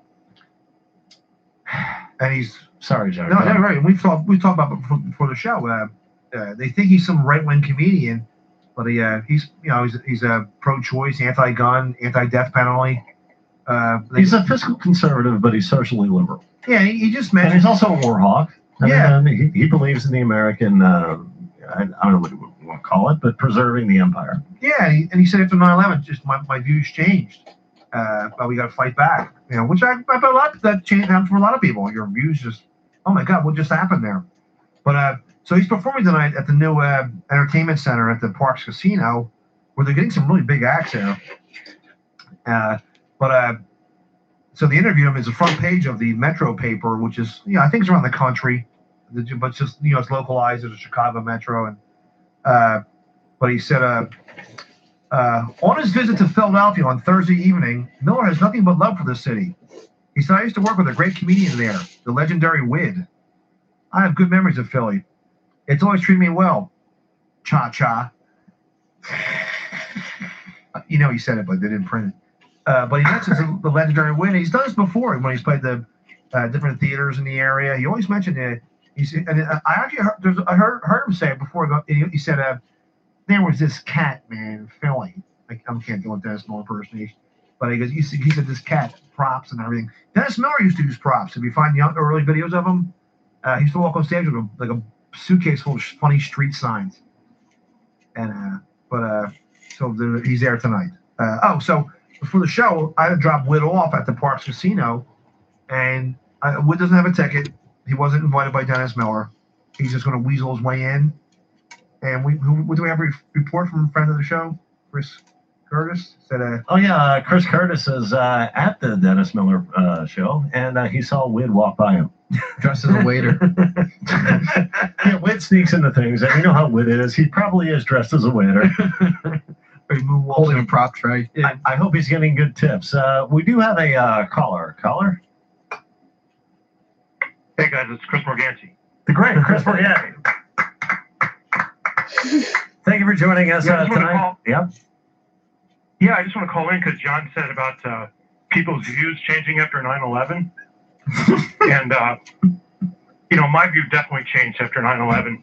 But I owned real estate in the southern Manhattan area. Good night. Chris Morgani, Somebody just sent me a meme today. killing it from distance. Fantastic. It's a photograph. You know, there's knockoff 7-Elevens, Right. but it's a meme. The first one is it's like a store in Bangkok called like 6-Eleven. Then it has a picture of a 7-Eleven. And then there's a store in like Alabama called 8-Eleven. And then from 9/11 it has a picture of George Bush. It was very funny. Someone put a video of Hulk Hogan smashing the Twin Towers to "I'm a Real American," and it's him as if he was in a cage match with the Twin Towers, and it's him in the rubble with his arms above his head, he's posing as if he defeated the Twin Towers. Yeah, because that's what people wanted. I cannot believe it. You had mentioned before you went to Great Adventure, Yes. the safari park. Yeah, it was really cool. I got a season membership. It's only $9 a month for a year. You get unlimited walk-ins. Anybody who comes with you, it's $25.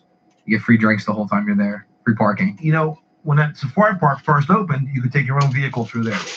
But you know, Great Adventures in like Freehold, New Jersey, or exit 7 of the Jersey Turnpike. In the middle of Jersey. Yeah, but well, I guess they got rid of that because now they do like a structured safari. But you know why I did it? Because people were screwing around with like some Guido from Brooklyn's like, hey, that monkey stole my pager.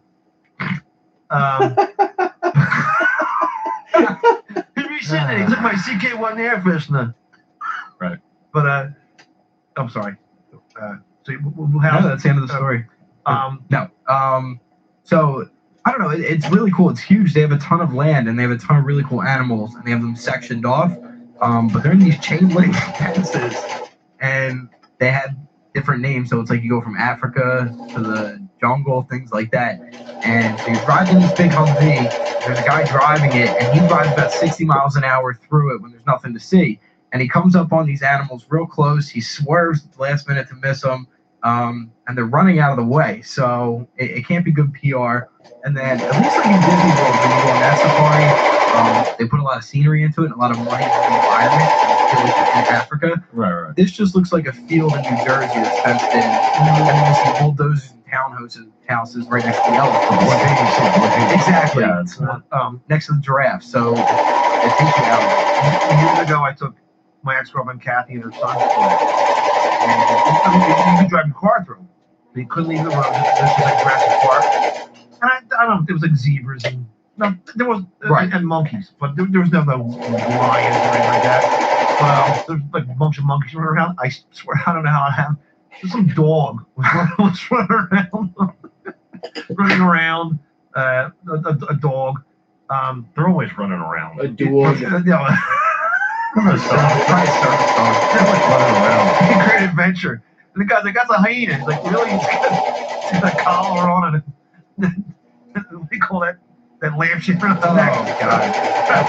Well, for my thing, it was a guy driving a lady. It was her first day, and she was on the microphone giving us all the facts. And then there was a lady next to her who was giving her all the facts. So you would watch the lady, the professional, say a sentence, and then you would hear the lady repeat it, and she would mess up a word every time. So the professional will grab the mic and go, I'm sorry, folks, she's incorrect in what she's saying. Actually, the zebra can get up to 41 miles per hour. It was so cringeworthy because it was a 30-minute attraction the whole time. It's pronounced giraffe.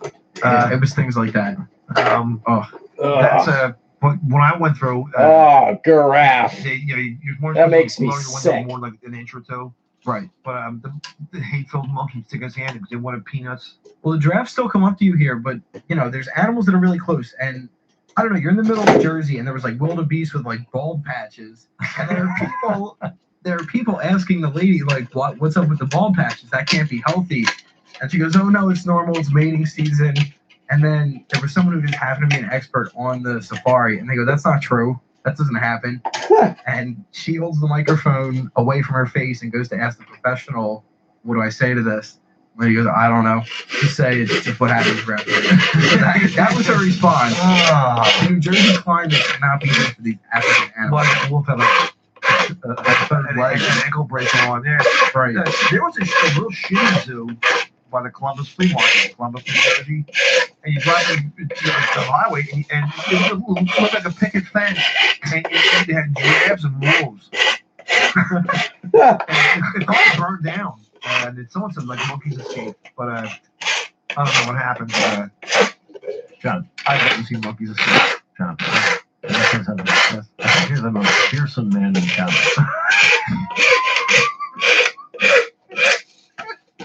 Oh, May I tell you why? Yes. I know this reminded me of something we saw in a movie one time, but I want to tell you why. When I said Mike Rainey, he was in the chat. He was live in the chat. Hey, call the show. Tell your side of the story. I texted him.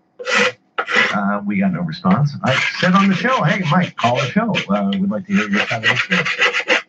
Around that same time, I got an inbox message from Mike saying, hey, great show, really funny. Glad I tuned in. Basically saying he tuned out, but he heard what I said. He heard what we were talking about. What do you have over Mike Rainey? nothing. Turkey Club. No, saying giraffe is really You're the gross. most fearsome man in town. So why do you tiptoe around assholes? Oh, I didn't know what Shane was going to say. Because you had something else in mind. There was something that Shane, and I'm not saying Brady's an asshole. I'm saying you tiptoe around everybody. No, I thought maybe I told Shane some story like one of my friends like shit themselves, and Shane's gonna tell it. I think it was well after we established who the person was, and you were concerned about something that you had said. I have a feeling this is my last appearance on the show. No, Shane. Been a pleasure. Been a pleasure, folks. Shane, does this chair look comfortable to you? The trap door here. This is exactly what we need, Shane. We need a little excitement. We need a little controversy. Oh, I can feel the tension. Check this one out. Can you imagine? I don't know if you heard the show a few weeks ago, Shane, where I endorsed my favorite candidate for mayor of Sioux Yes, Falls. I did. And John just shit on Sioux Falls and the people of South Dakota. And it was really, really uncomfortable because John knows what I'm trying to do with the show. He knows what I'm trying to turn this into for me. And, I'm gone. Anybody can do whatever they want. It doesn't matter. John, get out of this show. What do you want? Dan, Chris, Darren, Nick, anybody gets out of this show what they want, I'm happy. But there are things I want to get out of the show. And one of those things is to become a legitimate celebrity. I'm not familiar with the phrase. I want my peers back home to see what I can do. Okay, I'm with you. I want the respect of my peers back home. And I had this big chance. There's a big mayoral election in Sioux Falls. I'm going to show them everybody. I'm going to show them my commentary and my wit, my criticism, my witticisms, if you will. I'm going to endorse two candidates. I didn't know I was going to endorse two. The first guy I endorsed, I didn't realize he wasn't going to get the signatures to get on the ballot. The zombie endeavor, the zombie candidate. Steve's asked him, "What did you do to promote yourself?" As kind of, he goes, "Well, I walked in the parade dressed as a Statue of Liberty. There's a homemade costume." And I said, "Did people ask you for payday loans?" Wait, you guys interviewed him? Oh, yeah. Oh, wow. Yeah. I apologize for squashing that. To him personally, or No, I don't know. Well, I don't think you ruined his campaign. The fact that the signatures were due the next day and he spent an hour talking to us and still hadn't garnered enough, yeah, that was kind of a problem. But also, I endorsed after they had the election, then they have a runoff. I endorsed my favorite candidate in the runoff, and John made me look like an amateur. Like I was somebody making fun of Sioux Falls. I'm never making fun of Sioux Falls. There are things that I laugh about regarding Sioux Falls, but the city itself, its people, and its potential mayoral candidate at that time, Jolene Letcher, she has pugs. Shane, she has pugs. there was one time me and John went to the Goodwill. Did he ruin something for you? And for my grandma. Let me guess. There was a really hot chick behind the counter, and John walked up to her and said, "Hey, this is my nephew. He has a 2-inch dick." Were you there? Or I'm sorry, Shane. No, that's all right. So John decided as a present to his mom, bought a $10 candle holder, and it was pretty big. It was like 10 inches in diameter, and it had pugs all around it, and they were looking up. And he gave it to my grandma, and 2 weeks later, we saw it in the trash. That's my punk story. He threw it out. My ex-girlfriend's sons, who I told earlier about, taken to the Great Adventure ride. The younger son, Ryan. How old a guy is he? Now he's probably 36. 36. Yeah, 82. Yeah. So in about 4 years, you're going to ruin his dreams? Yes. Somehow he hits 40. He asked me to officiate at his wedding. So I had to send away to be an ordained minister. So you're going to do that? I did already. Did you get your paperwork? It's coming tomorrow in the mail. And what is your title? The Universal Christ, the Church of the Universe. So Universal, it has the word universe in it. So it's but you can legally marry somebody? I'm an ordained minister, and you can. They give you a bumper sticker. So they can put clergy. They give you a card, a plaque on the wall, and a couple other things. And for $20 more, I could have became a doctor too. A doctor of what? Space But it's also like this hippie new age stuff, like Church of the Lake. Wow, man. But it was like $38. But I'm going to have to officiate at his wedding. And I told some girl about that. She goes, I'm an ordained minister too. She goes, the Church of the Flying Spaghetti Monster. And apparently that's a big thing. The church it's called Pastafarian. Yeah, it's a big atheist thing. Chris, you obviously know a little more about this.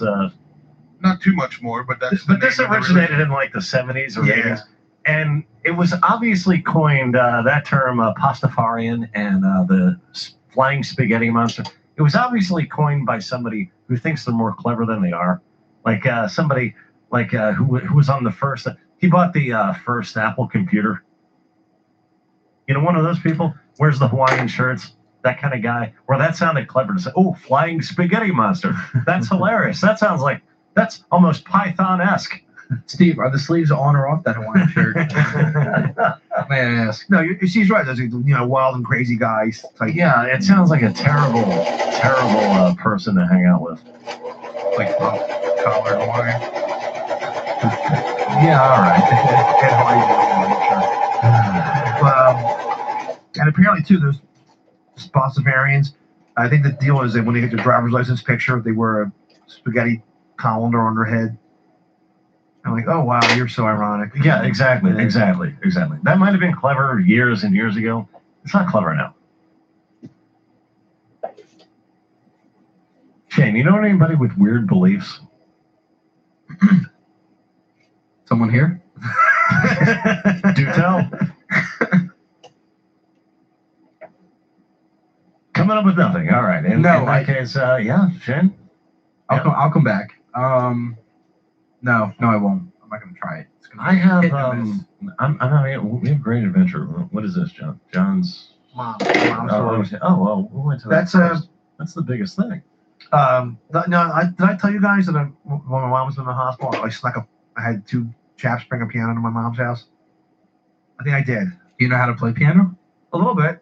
Oh, by the way, too, Steve, he's taken classical piano lessons for 12 years. Oh, yeah. And he never plays it. Your little brother does. You never play the piano, but you're trained classically. Correct. Past tense. Did you have a guy come to your house, or did you go to lessons at? I went to a lady's house. What happens if you play you play rock music? She'll have I'll have none of that and crack your knuckles with a ruler. Her last name was Strang, so she was of German descent. So it was only classical music. That's it. No rock and roll. No. Is she the same lady teaching your younger brother? Yes, but he actually quit and picked up guitar. He's really good. I think he's better than my dad. My brother, long hair.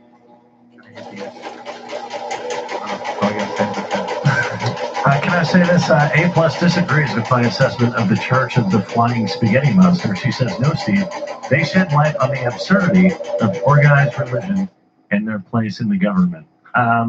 That may be true, but here's how you do that. Here's how you shed light on that. You live in spite of it. You do what you do. You don't mock it. You live in spite of it. You say, I'm not keen on doing that. Money for this and money for that. and you don't create your own thing, which could eventually become the same thing. That's how a lot of religions have begun. Hey, Mike Rainey officially will not be able to call us tonight. We'll call him next week. John Council, the most fearsome man in comedy. I went to the movie with Mike and his kids one time. Like Randy? Yes. The kids are sweet. I went to see a Three Stooges marathon. Oh wait, not Three Stooges. One of the Three Stooges movies they made in the '60s when they're all old, like 80 years old. And I think it was the Three Stooges Go to Mars, or Three Stooges Meet Hercules. And it was 70-year-old men. They worked in a store and they accidentally invented a time machine to go back in time to meet Hercules. Was this based on a true story? Yeah, shit, yeah. All right, Stephen King. No, but seeing 3 60-year-old men like hit each other with hammers and rub swords against their heads. So we're watching it. It's me, Mike, and his 2 kids. I leaned over to him. I go, "These guys are a bunch of assholes." Mike couldn't stop laughing.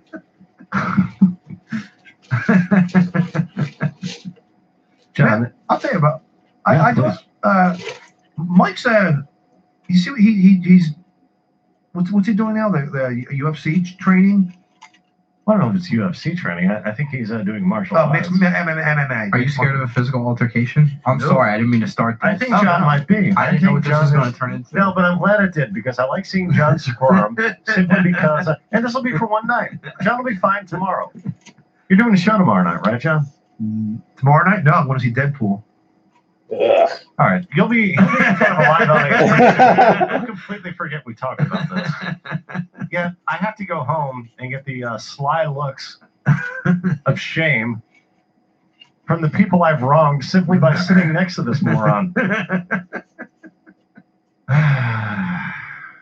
Saturday, I have a show in the Poconos at one of those places with the heart-shaped tubs and a giant martini glasses you can take baths in at 2:00 in the afternoon. Ooh, yeah. And it's awful because it's in the lounge, not in the performance area.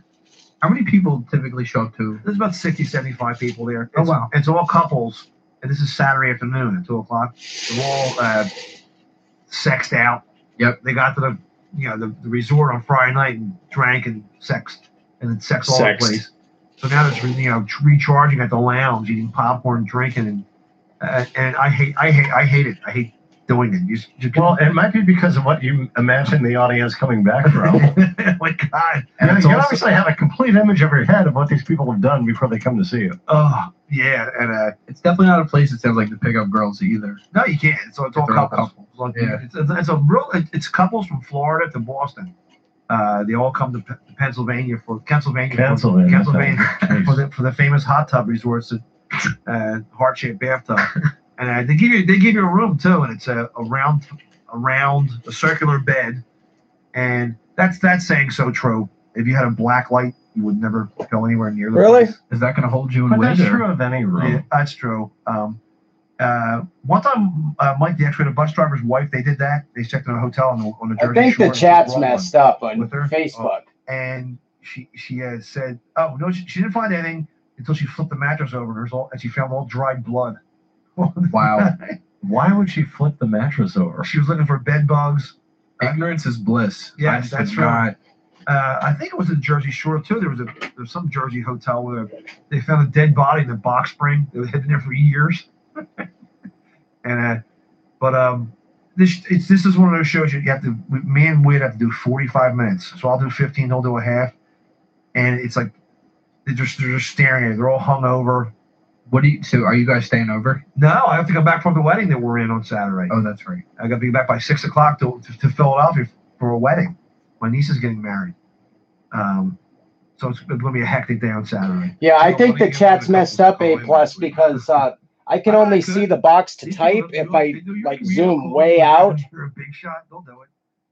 Otherwise, Why don't we see there's if we no can get chat Rainey in the box. studio next week? So it may be just crossing The phone line's gonna users. be tied up, and we may as well get Rainey here with us, and you and Rainey can hammer this out, and hopefully it's not too uncomfortable for you, John. Jeez, I can't walk down Phillips Avenue anymore. I would imagine he's got fatherly duties and maybe a summer visit, but it's worth asking. Well, we'll see. We'll figure it out. I'll hammer it out with the range frame. Shane Ketzel, anything we didn't talk about you might want to talk about? No, I think we hit all the big ones. Okay, in that case, any plugs? No. Okay, you want to do show title? Need to Chris, guess you at have this I only one more wrote down, time. Take a 80 little bit proper, more but- out of there. Yeah, we're not going to do that. I have Mr. Boy, and this really is the one I want, but I can understand why we might not be able to do this. Mr. Bean's Royal Wedding Hot Takes Podcast. I have Kensel Shuffle. I have, yeah, that's about it. Anybody else, Johnny? I like what you said. I want to see a squirm. All right, we can do that. Mr. Beans is a better one. Okay, is that too lengthy, Chris? Is that going to be a problem? It could be, and if it gives me a problem, we'll go with the Kensel show. Okay, and we'll figure that out. Thanks, everybody, for being a part of this. Chris Morgani, Chris Kamuffis, Shane Ketzel, John Ketzel, I'm Steve Rizowski. Matthew Wawa. All hanging out. Yeah, it's messed up tonight, I think.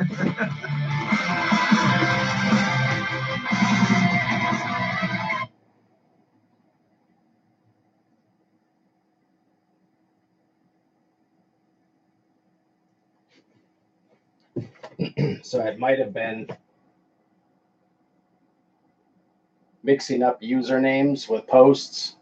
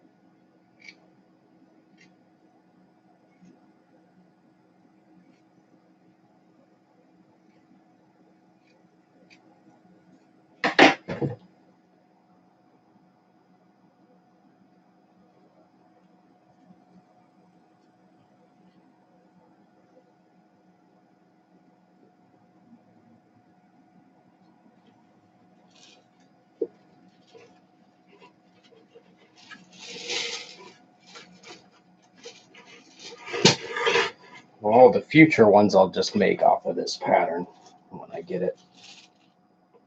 Little spots dialed in.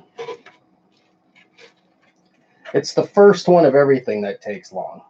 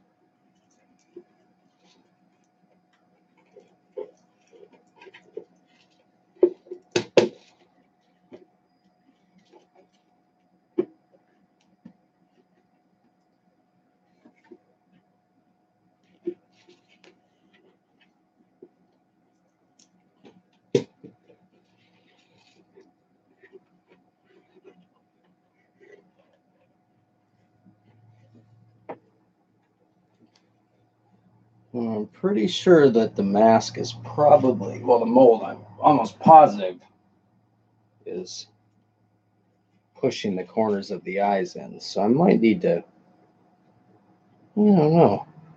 As long as it's loose, it's okay.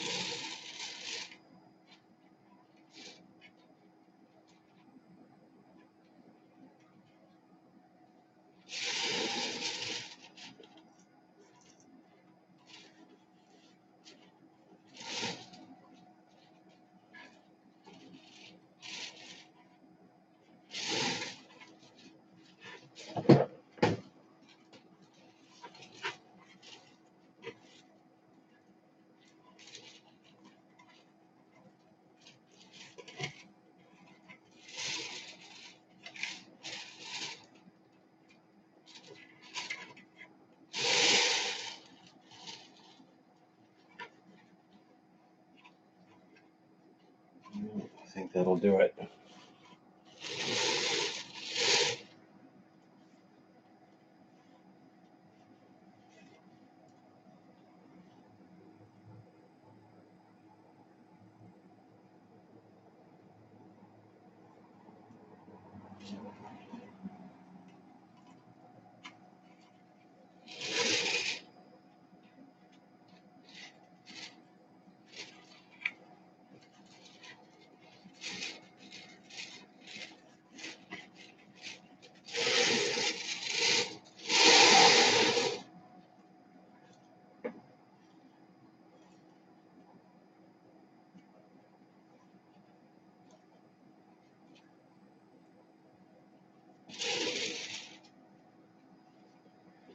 All right, another task done. I'll take this and trace it on pattern paper, set it aside.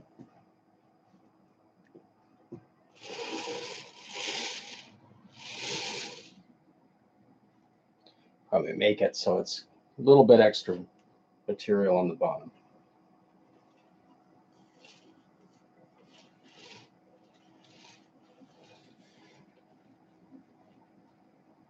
I'll use this for the first one for the test. And then I gotta find a good mix for the pigments and the color. Do a couple of tests there.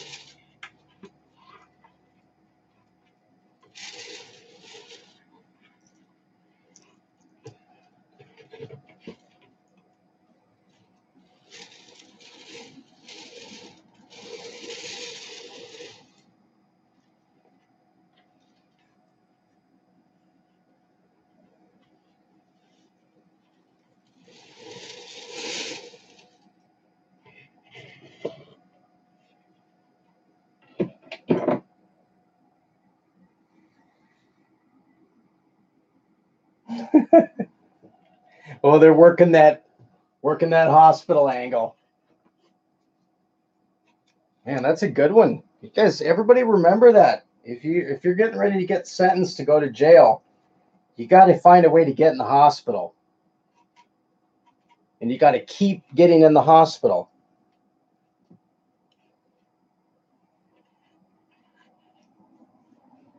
Even if you had 81 doses of heroin, just get in the hospital.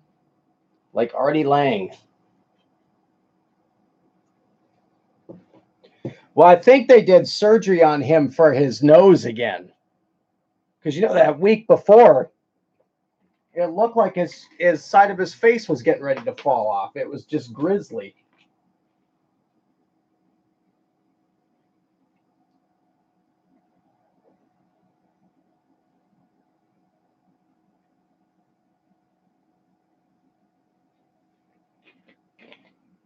Well, if he goes to prison, I hope the inmates don't have a compound account where they can watch some back episodes of the AA show. Find out what a hilarious guy Artie Lang is.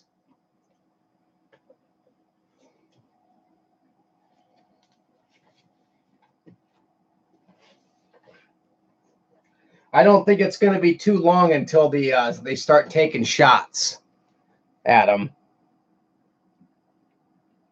Oh, Keith the accomplice acting like a weirdo on Twitter. I can't believe he went to the hospital and fired him. I mean, let the guy get out. I guess maybe legally they have to, they can't just sit around and wait. I don't know.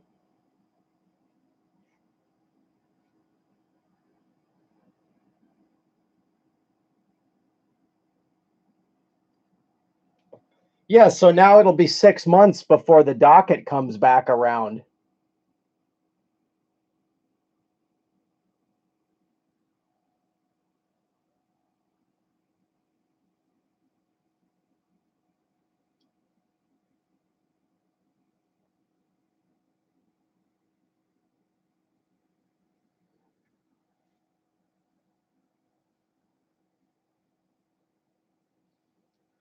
Yeah, it'll be genius until he finally gets in there and the judge throws the book at him because she's sick of it.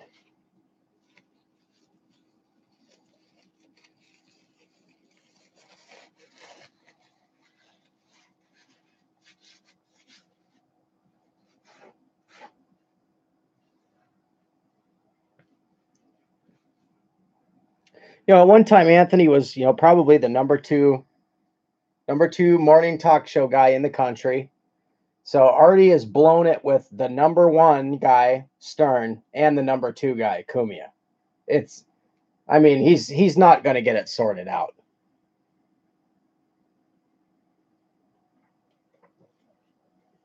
He'll be dead.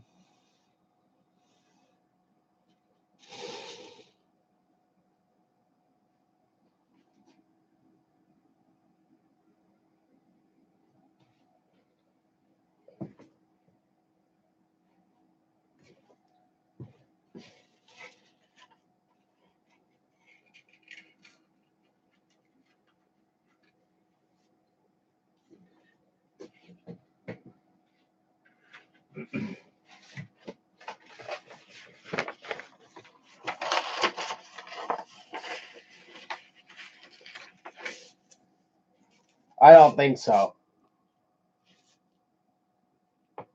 See, a guy like Artie is a huge problem, business-wise. A huge liability.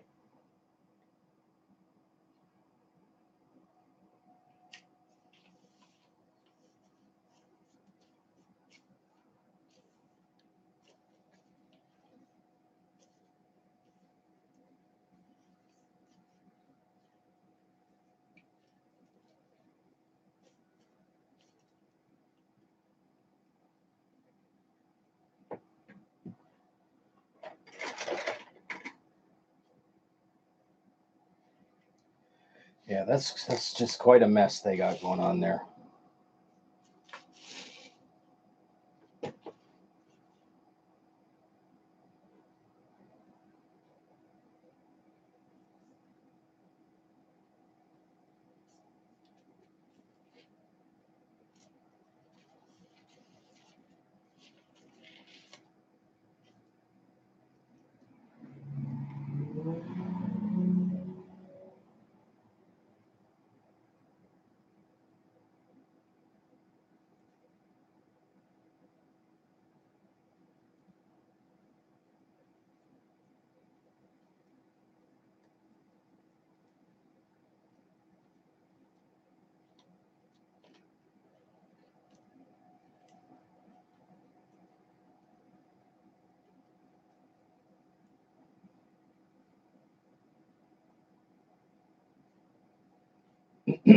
How did Lewis do? Did he just sit there and do nothing?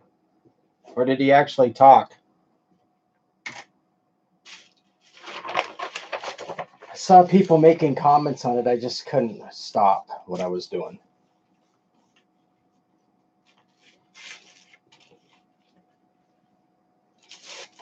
That little kitten was so mad when I put her in the tub. Holy moly. She was huffing and puffing and snorting.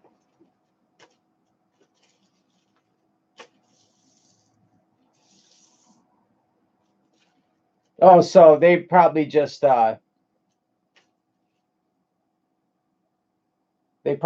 alphaed Lando, the two of them.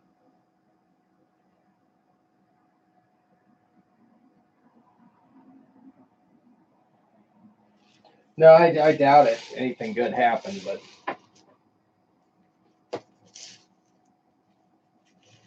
I think, I actually think Zach Amico is probably all right.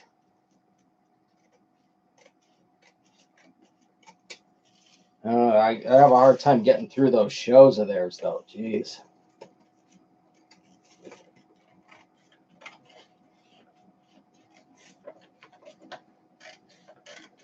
Enough with the comedy podcasts.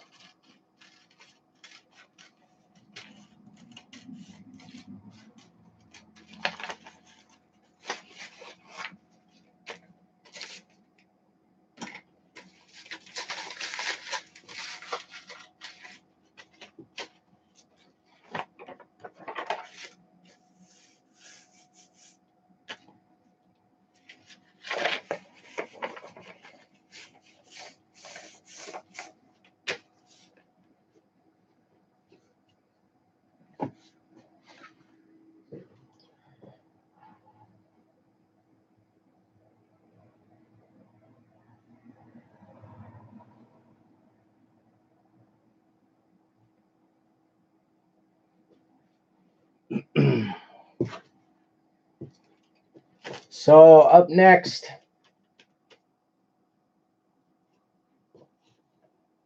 so I got a pour gate on the back of this.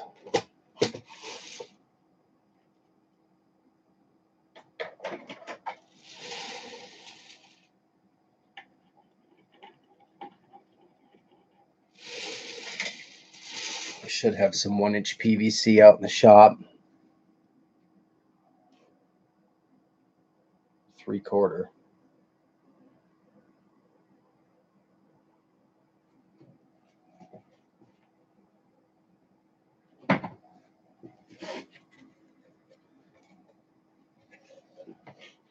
Some bleeder holes.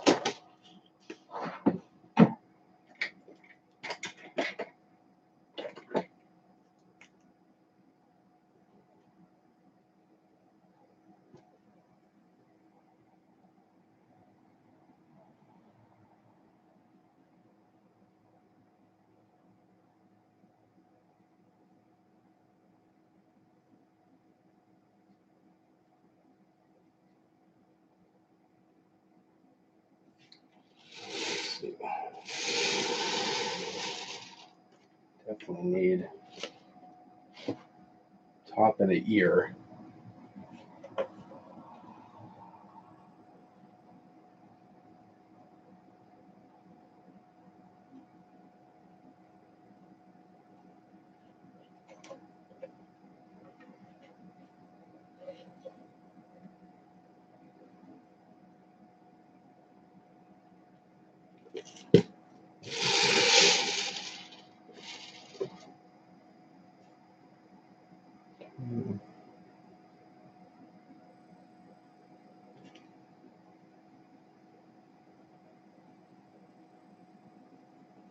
That many.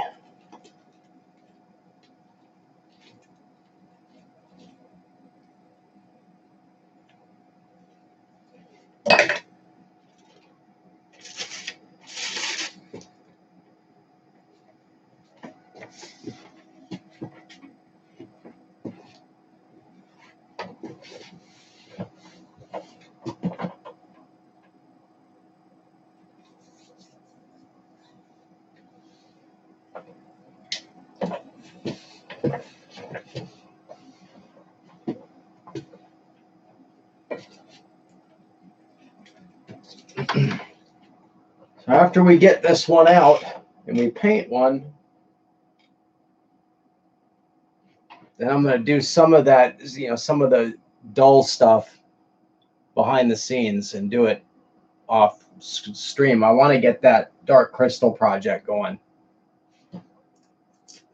Try to get some traffic on the channel and some interest in some other things. I mean, where are we at now? Probably 100 hours or more.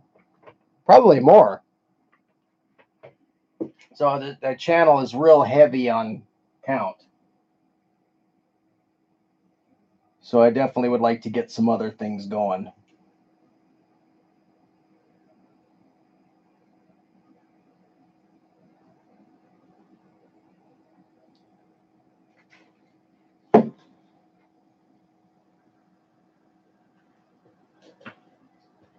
Well, it's 10:30, guys. Let's call it a night. No, I've actually gotten kind of used to it. I don't even really think about it too much. I look up every now and then to see if there's any questions or anything. But no, it's not distracting. The only thing that sometimes is a pain is that I'm trying to do all the work in this area, when if I just could, throw something out on the work table or take it out in the shop and do it, it'd be easier. But I'm trying to kind of bring everything into this little area here. But the dark crystal thing will basically be back on the desk.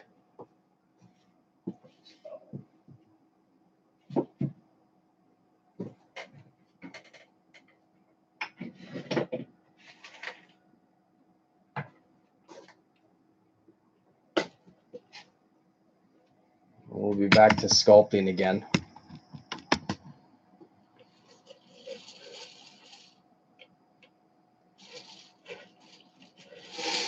For a little while.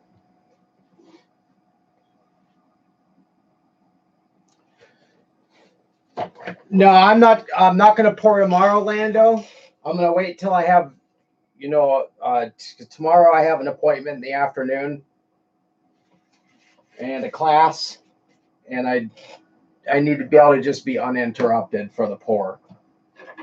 I have to do some samples and figure out my color mixes and my ratios. I've got a general idea, but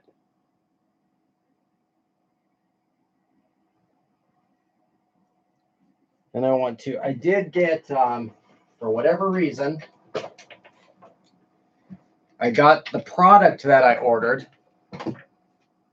but I didn't get the variation that I ordered.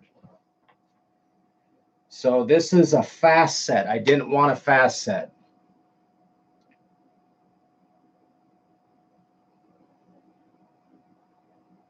Well, I've got to look at it and see, because this is $200. So before I open it, I want to look through the documentation and the set times. That's the difference between it. It's all the same product line, but it's a different variety with a different set time. And this is a very fast set, and that's not what I wanted. But if I send it back, it's going to delay us almost a week.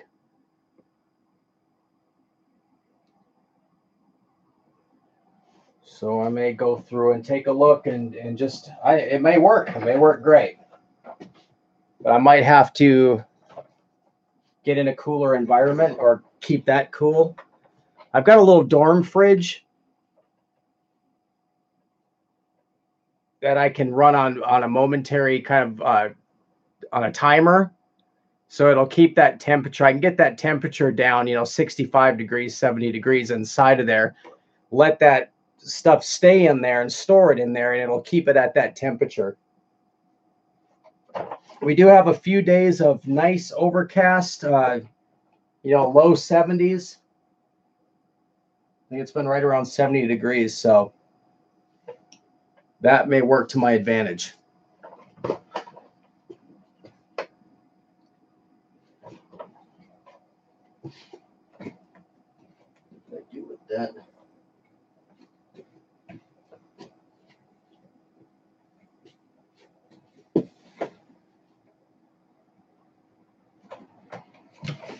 Got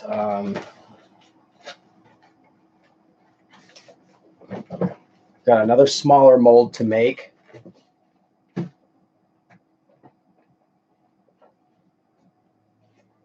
I've got some silicone paint here.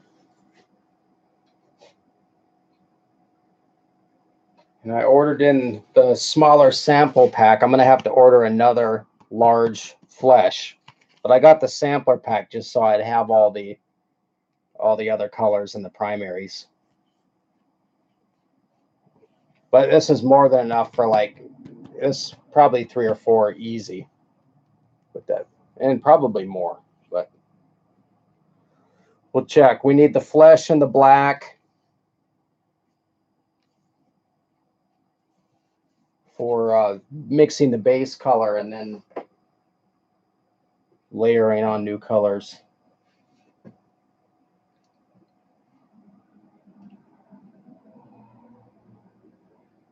I would say, yeah, probably for sure on Sunday I'll pour, because I'm not going to do it Saturday night, obviously, because of the show.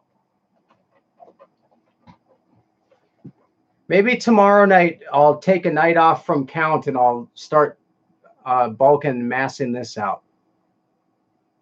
Something a little different. Change it up. What's the matter, dude?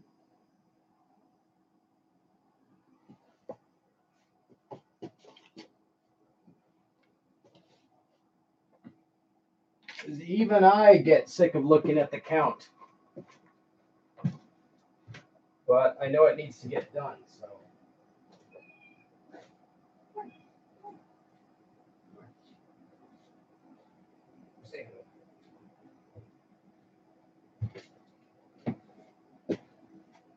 Go.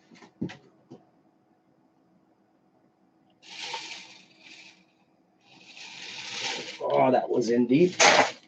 No, don't go up there. Hey, here.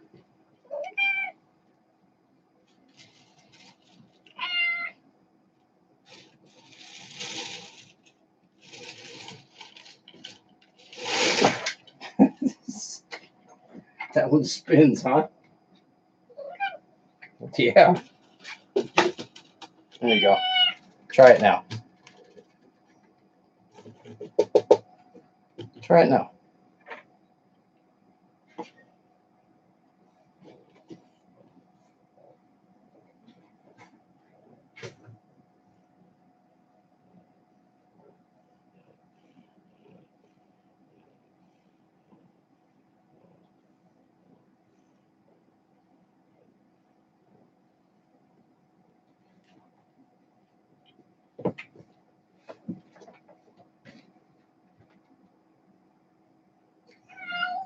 Yeah.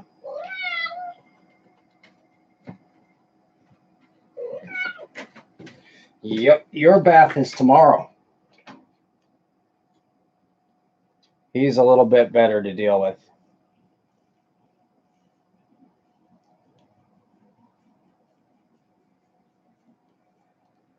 Cheeseburger, cheeseburger. All right, I'm gonna cheeseburger your head. Oh, there we go. Oh.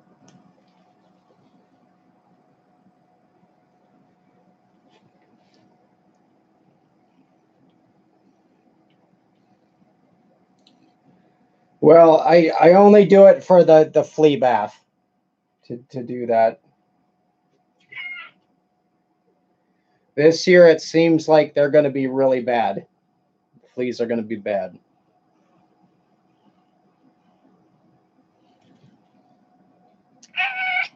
So I don't like them to sit around and itch. It must be miserable. Yeah. So just a little dip. Take a little dip.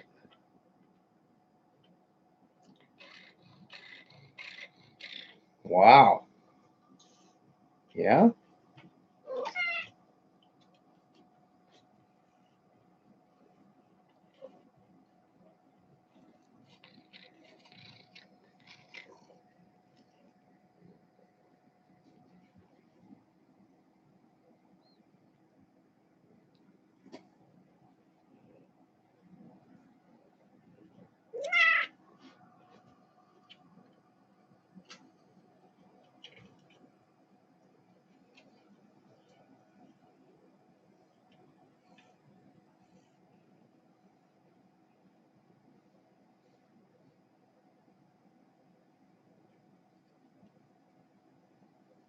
Got a little spot under his chin there. It looks like fleas have been getting right there. You gonna be ready for your dip tomorrow? You gonna be ready? Don't show off all your parts on the camera. No one wants to see that.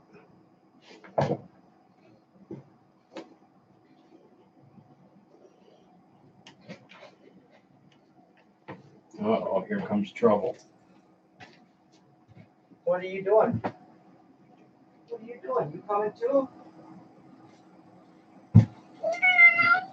Meow.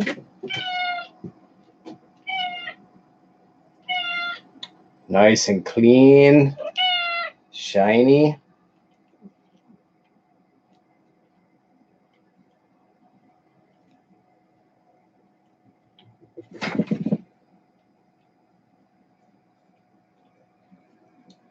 Yeah, eggs get stuck listening to some really horrendous podcasts.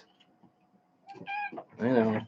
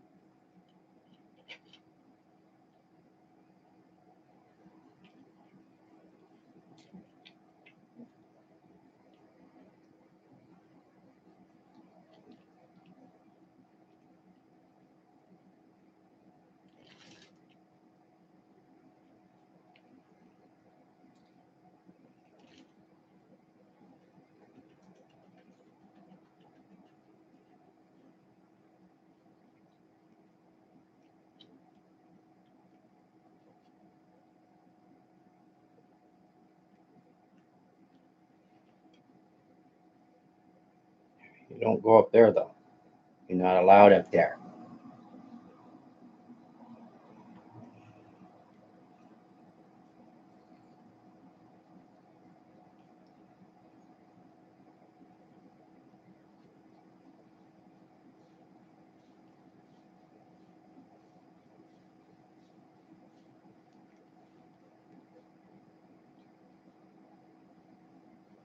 A little smile.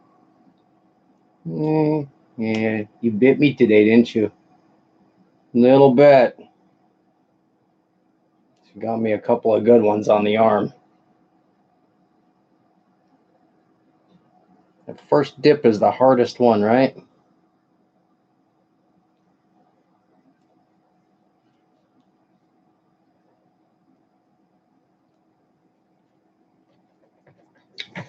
All right, guys, let's cut it and meet back tomorrow night. Maybe work on Dark Crystal a little bit. Take the night off. Because I'm going to probably, when we do on the day that I pour, it's going to be an all-day affair of doing the pour, then doing the patching, probably mixing samples.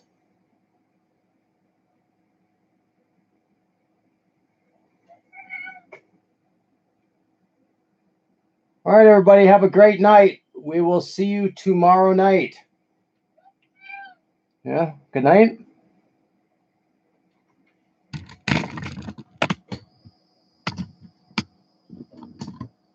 Good night.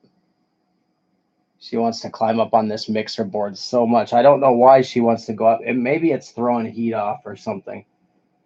But it's hot right now. There's heat everywhere. Right? You don't need more heat. All right. Thanks a lot, guys. Have a great night.